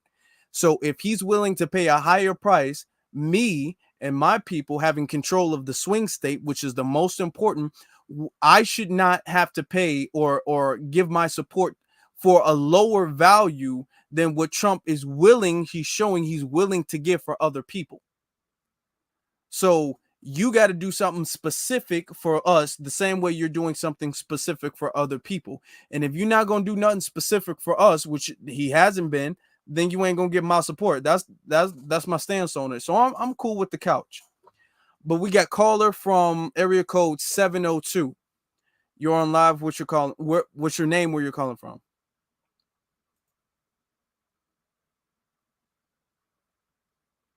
Can you hear me? You're a little low. Can you hear me now? Yeah, a lot better. All right. What's your name and where you're calling from? Mike Jones calling from the South Side. What's cracking with you? Oh, Mike from the South Side. What's good with you, brother? Just so people know, you're talking about the South Side of Chicago, right? Yeah, 63rd. 63rd low. Okay. But Okay. Because I didn't even want people what to you be think like, about if you talk what about y'all South think of about America, yeah, okay. Nah. That's south of the border. What you think about this? Just posing the question to the people. What if we honor or do something about what happened to Sonya, right? What if we stand on having the hate crime bill, right? Mm-hmm. For us specifically, right? Mm-hmm. That would make them have to delineate us from everybody else. And they're gonna make sure everybody else ain't us. And we can use that to wiggle in through the door. Because they can make all kind of excuses for the stuff that's old, right? With the money and shit, even though it's weak. But how can they? I find it harder for them to deny a hate crime bill for us. Deny. Because we got slavery as an example, all that stuff. I find it hard for them not to give us that. And once we isolate ourselves like that, then we can push. I agree. They biting. You know what I'm saying? You got this whole goofy whole trying to, talking about reparations. No, okay, cool. Let's see if you bite this too. You feel me?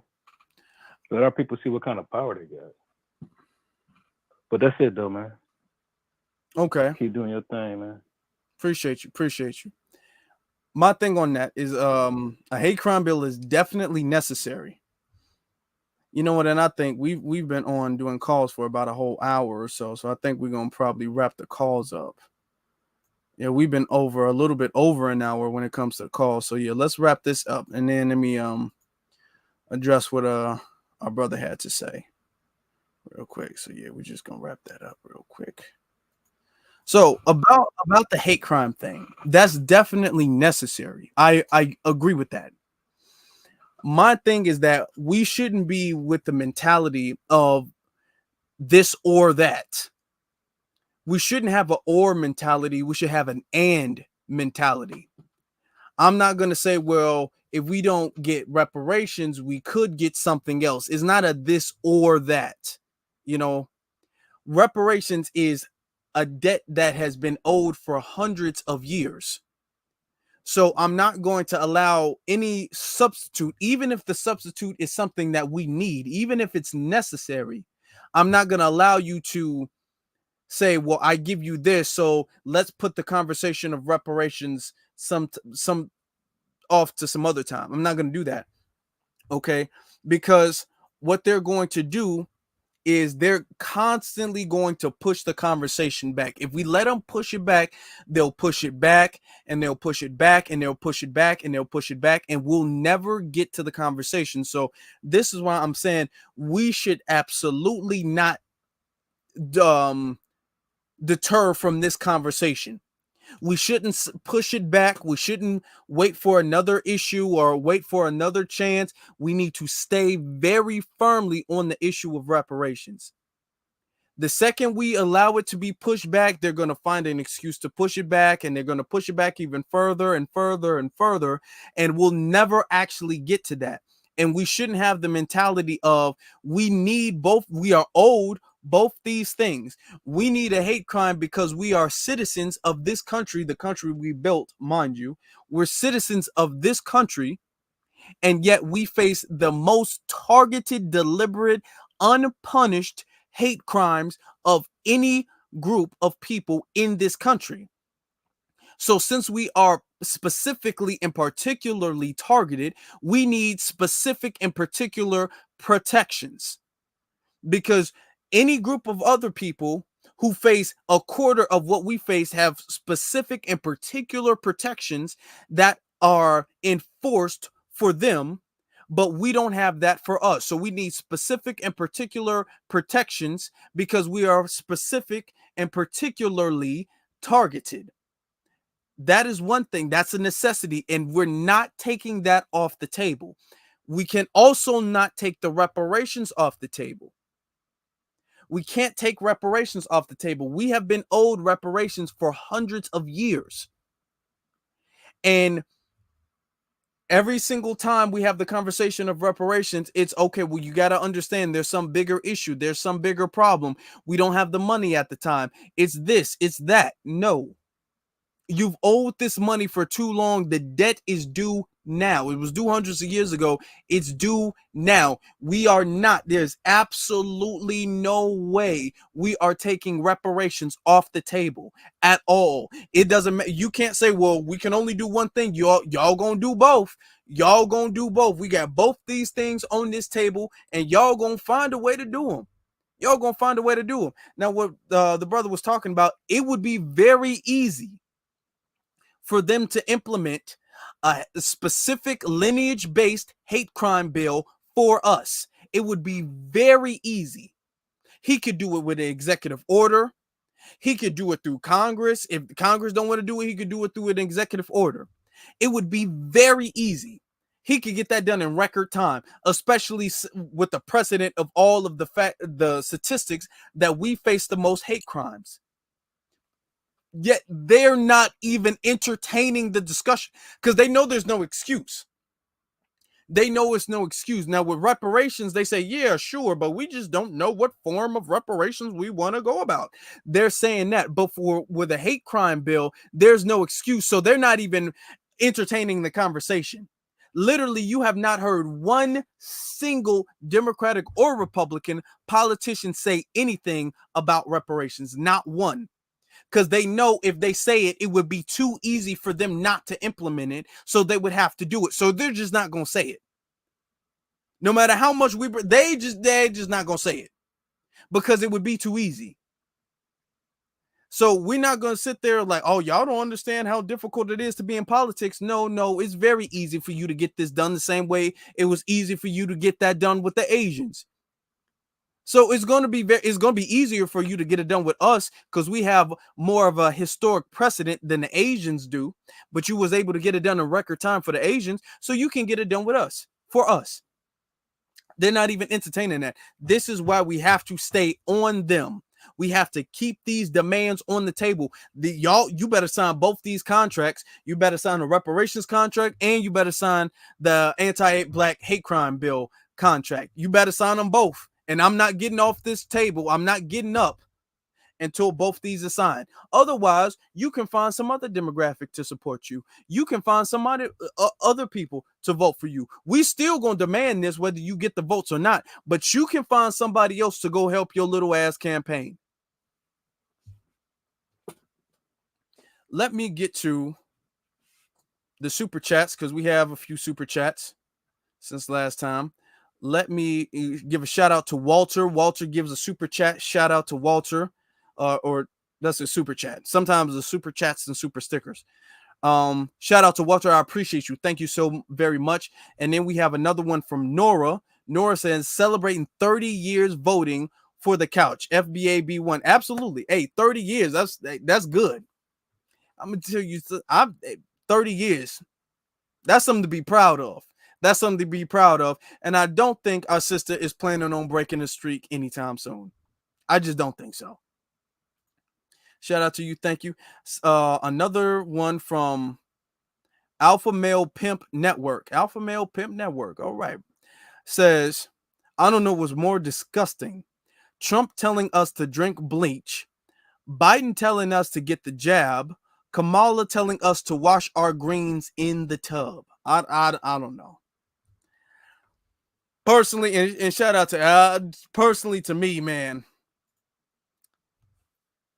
At least bleach is clean. That's all I'm gonna say. At least bleach is clean. That's all. You don't ever tell me to go wash no stuff in no tub. Wash the greens in the tub. You don't tell me to wash them greens in no tub. Listen, I don't care. I literally do not care how clean your tub is. I could literally watch you clean your tub. You could use bleach. You could use all of the cleaning formula, chemicals. You could use all of that stuff. I don't care how clean your bathroom is. Listen, it could be a brand new bathroom. Brand new. unused. The tub might not have ever been used before. It's a brand new tub, straight out the little wrapper plastic thing, in a brand new bathroom. The tub has never been used before. Don't you dare put no greens in the tub. I literally don't care. Okay? I do not care. Off principle. We got to be people of principle here. We have to be people of principle. Of principle. You don't take food to the bathroom and clean it in the bathroom and bring it back to the kitchen and cook it. That's off principle. It don't matter how clean the tub is. It don't matter. I don't care if you were scrubbing it, if it's spotless. You don't do that. That's not the order of things. There's nowhere, first off, you cannot tell me, you cannot literally convince me that you had so many greens. I have family. My family cooks greens. My family loves greens. I love greens. My family cooks greens when it comes to every occasion. I have never seen my family be so, I'm talking about the whole family will come to one house. I've never seen my family be so overwhelmed with greens that they got to take it to the bathroom. I've never heard of anything like that. I've never heard of anything like that. There's sometimes, and we notice as FBA, we know sometimes there'll be times when you cooking food as the food is being served. That's just because you got so much food. You got so much food. We got folks who will cook like Thanksgiving dinner or whatever the case is. We got folks who will cook the day before. They'll start on some foods the day before the event or whatever. You got a big family reunion. You will got people who will cook the day before. I've seen people cook in multiple houses, where like if you need multiple ovens or something like that, you got things like macaroni and then you got pies and then you got a turkey. You might need to take your food to your cousin's house, your grandma's house or something like that and use their oven. I've seen them do that before I see them take anything to the damn bathroom and cook it in the bathroom. No. No. Don't you do that. Don't you do that. Because I'm going to think you're trying to poison me. I'm gonna think you trying to poison me if I see you with some food from that you got out the bathroom and take to the kitchen. I'm gonna think, and you put that on my plate, I'm gonna think you're trying to poison me. That's what I'm gonna think. I'm gonna take that as you being very hostile to me. Okay, and you want to end my life. Okay, that's what I'm gonna take it as. That's what I'm gonna take it. You don't cook no food in the damn. You don't do that. That's just not what you do. That's just not what you do. Okay. See, that was the Indian side of her coming out. That was the no FBAs. That was the Indian side, because they be cooking food anywhere. They have no hygiene, no food hygiene at all. That was the Indian side coming out. We've been on here for damn near 3.5 hours, brothers and sisters. Okay, the room's been packed. We got through with so much information, all of this Kamala support, and Kamala's this black girl who all black women represent, and black women are bonded by her, and anybody who says anything, whether that's Amanda Seals, whether that's Swae Lee, they get criticized, they get demeaned, they get reprimanded, they get talked down to. And then when you ask people about Kamala's stances on reparations, they talk about the Freedman's Bank, and the Freedman's Bank, she's talking about minorities, she's talking about people of color, she's talking about community lenders giving to black and Latino and disenfranchised rural communities. Kamala Harris ain't got no pro-black support, and I don't think she has the black support that anybody's claiming she do. Until you show me actual people showing up to support her, I'm not gonna believe it. Y'all having Zoom calls with tens of thousands of people, record-breaking Zooms. I don't believe that. I don't believe it. Even if it was in and out, I don't believe it. I don't believe that. I don't. Y'all can't convince me, and y'all can't prove that. Y'all can't convince me anything. Y'all can't convince me of that. brothers and sisters, y'all make sure that you guys follow me on my various social media platforms. That is Afro Elite on Instagram, and then the Afro Elite on Twitter. All right, Afro Elite on Instagram, the Afro Elite on Twitter. All right.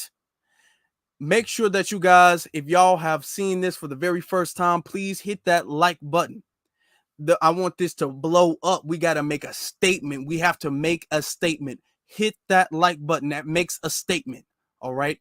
Also, hit that subscribe button. That's very important that we get this as many subscribers so we can increase our reach and our growth.